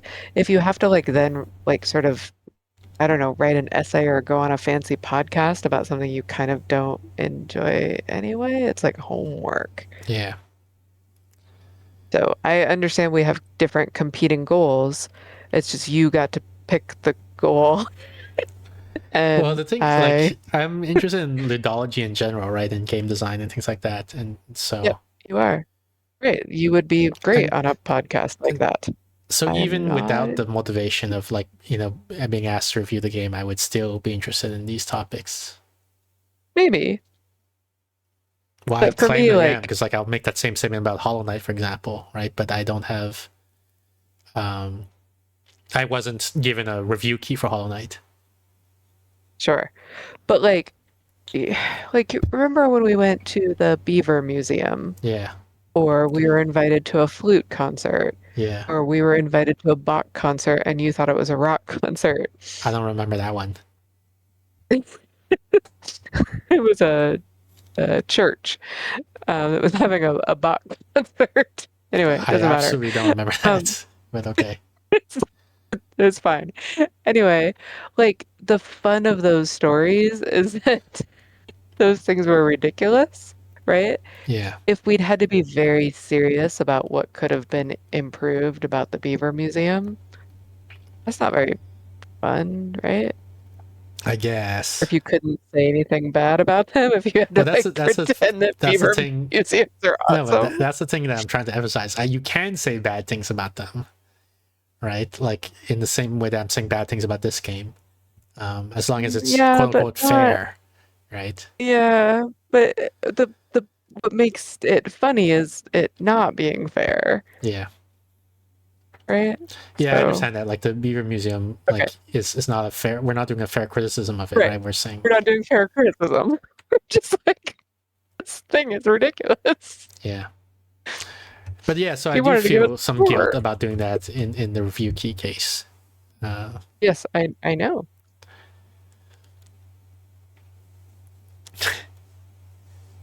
I was hoping though that you still get to criticize the game as long as it's fair, which is like a good substitute. But I guess you're saying it's not a good Consolation substitute for prize. you. The thing is not a good substitute. It's not fun.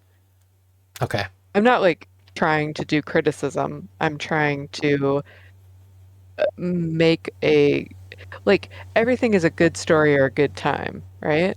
If I'm Yeah. not having a good time, I want to make it into a good story of like and to make it into a good story, you're exaggerating, you're um pointing out the absurdity, you're poking fun, right? And if you're like But even everything is a there, like, good time or a fair essay, even there, I sort of have that tendency to avoid that. Like, we did do it. I did participate in that, in the Beaver Museum and the flute and all that. But remember the Flying sure. Dutchman? Yes. That was also not a review key. And that was like a game that we randomly stumbled upon. Yes. And you called it like the worst game ever. And I was like, it's not the worst. I've played worse, you know? Yes. And so that's my Yes. anti-exaggeration tendency. Yeah, and that's fine, right? Like then we're it's sort of like a straight man, not straight man. I forget what the other one's called. Um, Yeah. act, right? But if you're like everybody has to be like this is a very serious, fair Well, I mean, criticism like for only the zone. Flying Dutchman thing, I didn't see it as a straight man, not straight man act. I did see it as a setting the record straight. like I was being sincere, I guess, as a straight man. Well, the straight man is sincere. No, but like you in this comedy routine, the straight man is acting, right? Like he like in real life he knows this is all a joke, but he's acting like the straight man to make the scene funny. Okay.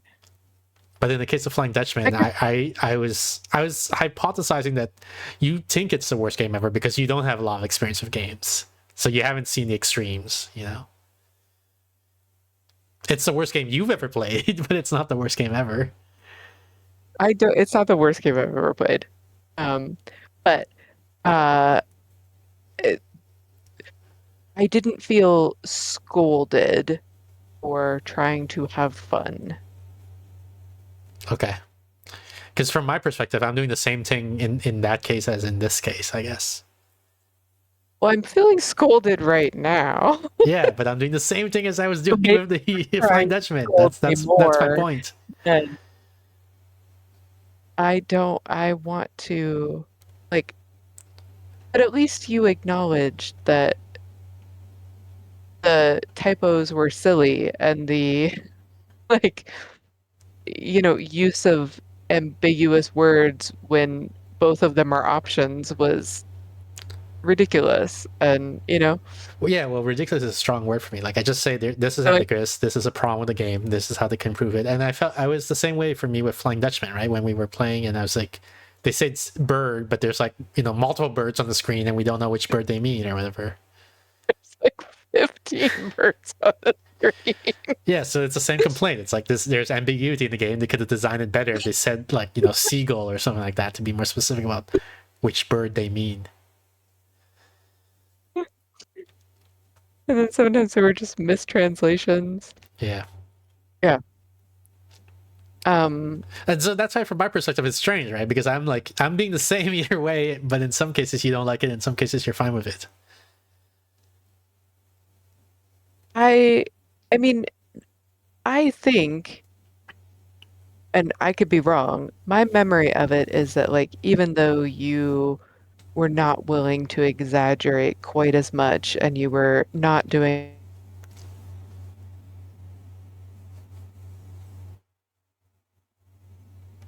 I think I lost you, Steph. I don't know if you got cut off there.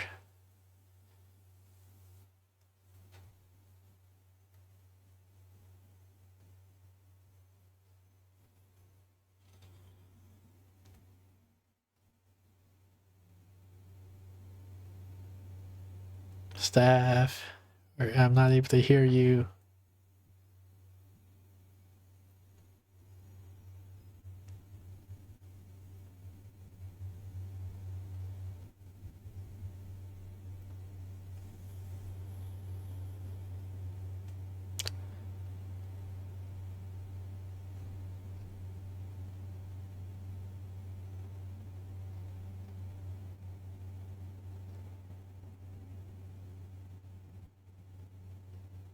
Are you still there? Yep, the Okay. internet glitched. Sorry about that.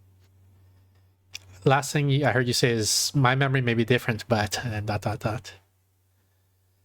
Oh, my memory of it is that like even though you were not being the most yes and improv partner ever, and that you were kind of like, I'm like, oh, we're underwater, and you're like, we couldn't possibly be underwater because this is set in a desert. Um, at least you were like laughing and having fun and not like making me feel like a bad person for injecting some humor Yeah. in. So that's the difference.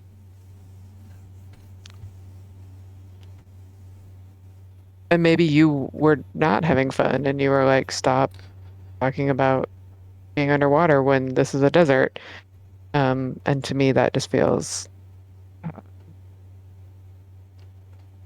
less fun. And maybe we just have different experiences. maybe. All right, Steph, I guess I'll let you go now. Sounds good. See you I hope you feel later. better soon. Thank you. Bye.